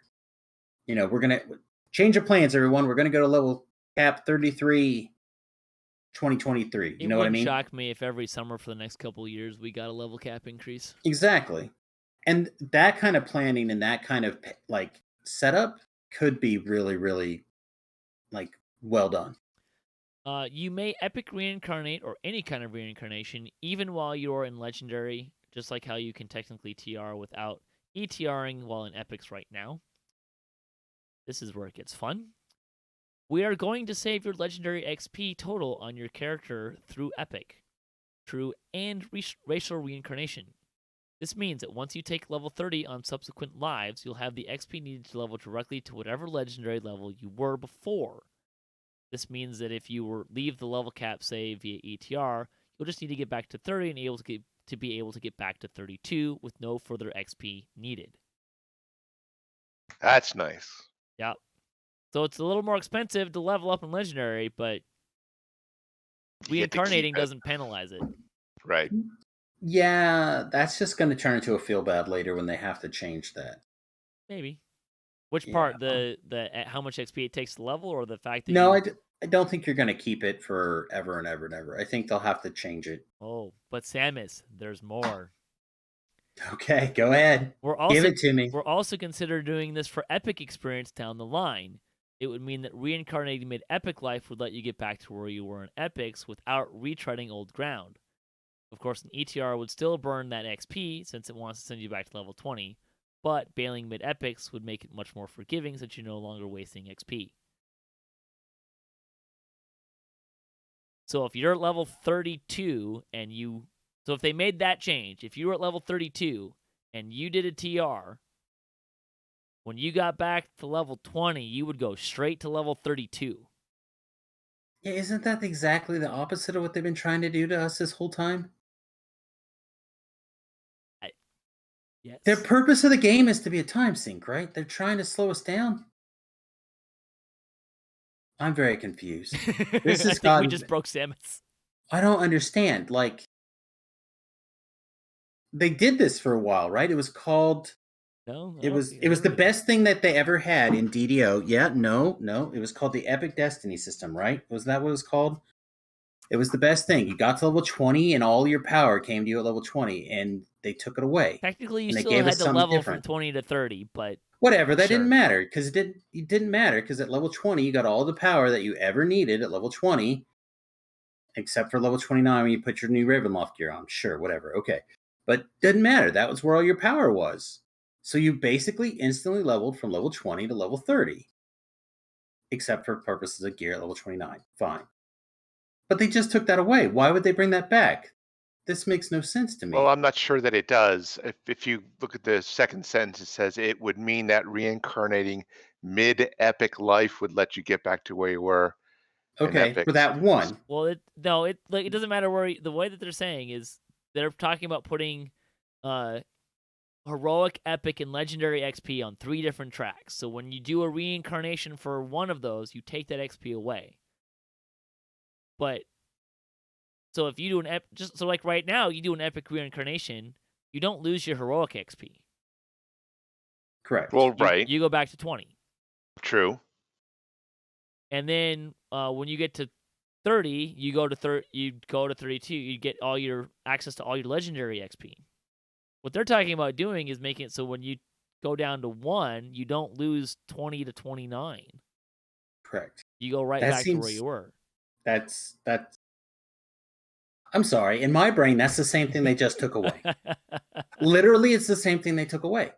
Like, I can't wrap my brain around it. But it's better. It literally is. It's better. It is. It's much better. Oh, it's much better for sure. It's infinitely better. My point is not that. The point is they said they didn't like it and they took it away from us. And now they changed it, made it better, and gave it back to us. I don't get it. I am for this change, though. But thank you. That would be amazing. It for someone who's been on a TR grind, like I can do 2 epic lives in the same life, faster than I can do 1 epic life, because you set up all the sagas and stuff. So like, I'll crank out 2, maybe 3 epic lives around, and then do a reincarnation back to 1. And come back up, and I'll be done with those. I'll be done with those epic reincarnations, and once I'm done, I can skip epics altogether. I am a happy man. Yeah, I don't know. This seems crazy to me. I'm just gonna set that whole thing aside for 2 seconds. Okay. I'm just gonna say why you're playing with reincarnation. Well, Figure out whatever. Oh, Well, I how see. a little bit. They're playing with it a little bit. While you're playing with it, figure out how to be able to do the same thing I just did. Go back to 20, level your follow a character. path, set my path. Like if I have to do it with a command, like set path, and it loads it all in, and then it comes in and goes, "Do you want to refund?" Yes, whatever it is. Take the time, figure it out, put it in here. This would be a good spot for it when you're doing the reincarnation work. I think it'll be a secret good time. Konami code. Yeah, put it in there. Let people be able to either import builds or export builds or however you want to do it. If you don't want people to import and output it, that's fine too, but it would be nice to be able to do that. But at the very least, let me do what I already did. Like I did not, that's everything from level 1 to 20, 20 to 30, whatever kind of TR I'm doing, and how I look, especially if I spent money on that shit. I would like to keep that, please. If I spent money on hair dyes and stuff like that, give me an option to keep that for like a reduced price at the point when I'm doing that TR. Boom. I would like to look and be like I was, please. Ding. Level 1. Do it. Do it while we're in the do it now. This is the time to do it, right? I mean, I don't mind the randomization look when I'm TRing just for variety's sake, but yeah, I hear what you're saying. Some people love that same look, and then I mean, at least they have numbers you can write it down. Then the looking, it's fine. I'm that's better, and I understand like hair dyes and stuff like that. I get it. I'm more interested in I'm spend my skill points and pick the same feats I did last time. Correct. Yep, I'm more I'm interested in that. I'm doing an epic live. Like right now, all I have left on Samus is epic lives if I feel like it, right? And the new Tabaxi stuff. And I haven't played hardly at all since I finally got a new video card for those interested. Yes, my video card did expire right around Christmas. Thanks for noticing that I died, everybody. Appreciate it. But yeah, so basically that's what happened, and I haven't hardly played at all because I just don't want to have to go through that process of going back to level 20. I did it once and it sucks so bad. I just don't want to do it again. Arkat's with you on that one, I know. Yeah. If they could do something about that at this junction, I think it would make a lot of sense in their development process. All right, so there's an itemization section that we're just going to skip because this really just goes over what we already covered. So some odds and ends that they kind of expected and want to get out ahead of. They are not going to add strict enforcement of grouping level range for these new levels. This means that you won't see a power leveling penalty if you group with an epic character as legendary one or vice versa. Right? Yes, you can use any existing and remaining level 31 and 32 Canth crafting shards for the returning 31 and 32 Canth crafting recipes. I think you asked that earlier, Arkat. No, I was asking about whether we should level up experience-wise. Okay. As part of this pass, all items that are level 29 and below that are currently named Legendary will be renamed to Epic and will be given the appropriate border. Legendary will now specifically be reserved for items level 30 or higher. Get demoted, bitches! Epic Tomes of Learning will continue to function until level 30, but will not continue to function once you take level 30 and become Legendary. It means if you're doing Legendary quests for Epic XP, you will still get to use your Epic Tome of Learning. Once you hit level 30, they won't anymore. The tomes use your character level, not quest level. So as long as you're getting epic XP, you'll get this benefit. We've already talked about the likelihood of legendary tomes of learning at some point. Also, I saw this question pop up a few times. Tomes of learning don't impact Reaper XP, so you won't get less Reaper XP by hitting level 30, taking level 30. I'm sure for the rest of the year, at least once or twice a month, I'll run into someone like, why'd you take level 31? Now you get less Reaper XP for running legendary quests. I'm sure that's going to happen constantly. Yeah, you should probably just get that tattooed on your forehead because you're going to say that a lot. No. I'm going to get that written on my cloak, so as I'm running past their slow asses, they can read it. I'm just saying, you know how I would get messages on the hardcore server about, hey, you can do this quest right here, like nonstop. That's what you're going to get now. It's going to be the same, except you're going to be on live server. Yes. Yeah. No. Yeah. Oh my gosh, what a disaster. Most things in the game that say they scale with your epic levels will be refactored to include your legendary level as well. This includes feats such as the epic pack dice destiny feat, which will now max at 7d4 dice at level 32. That's cool. So anything that's using your epic level will use your legendary levels as well for stuff like that. Great. Level requirements for iconic and epic reincarnation are not being touched. They will remain at level 30. Although, if they make the change for how epic XP not going away, iconic lives become super bad. Like 15 to 20, and then you're at 30, and you can do it again. Let's go. There you go. And I'm not going to read the summary part because we've gone through all of that stuff already. All right, so all together now, what do you think about what we know now about level 30 to 32? I mean, we'll take it, right? Like, there's a lot of really good opportunities and a lot of potential pitfalls.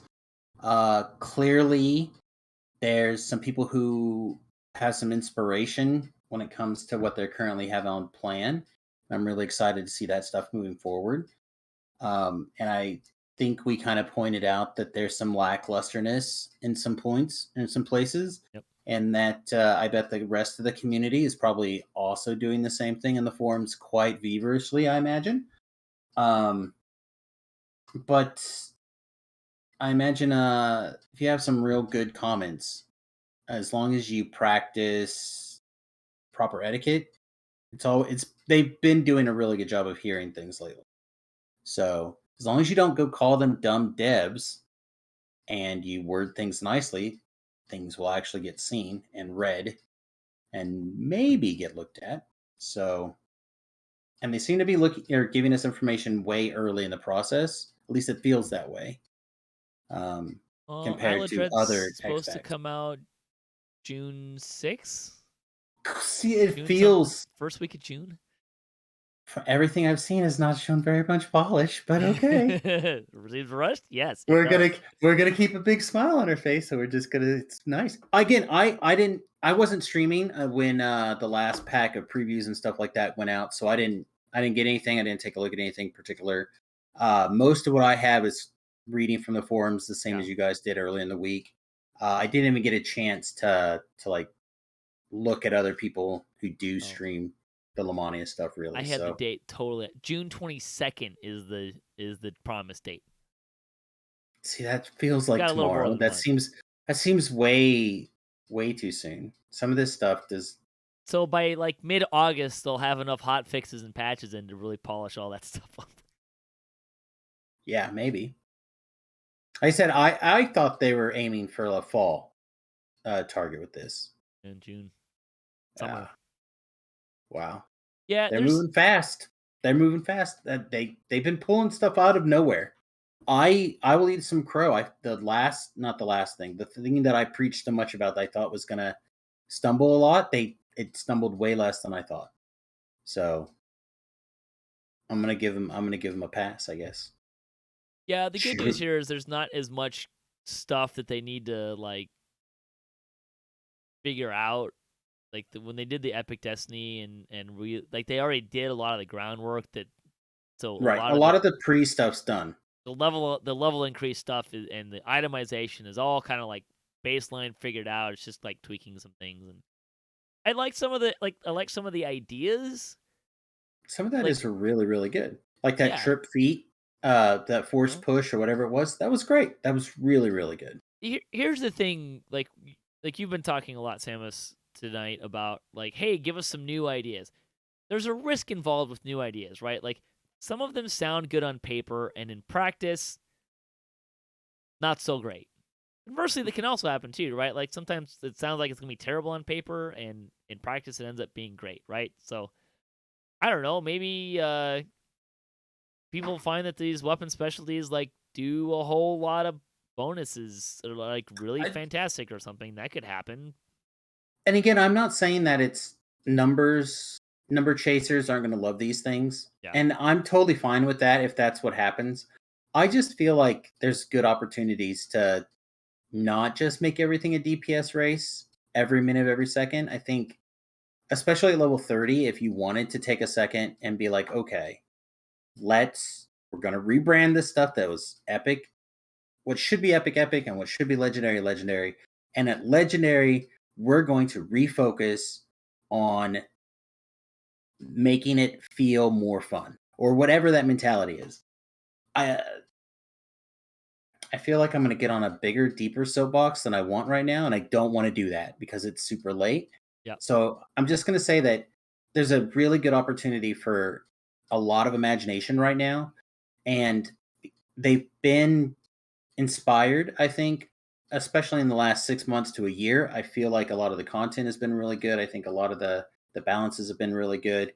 Not things that I would necessarily think of first, but things that after seeing it, I would agree to. Like the overall balance of the game feels good. So if they tell me these are the things that need to go to make sense, I'll believe them.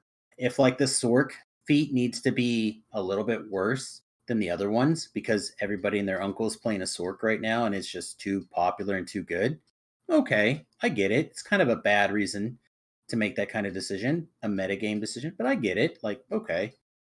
But like, it would be nice if there could really take the time to focus on making those handful of decisions, because those are all we're going to get, right? We're only going to get basically 2 or 3 real decisions in our leveling process that matter from level 30 to level 32. I would like them to feel really fun.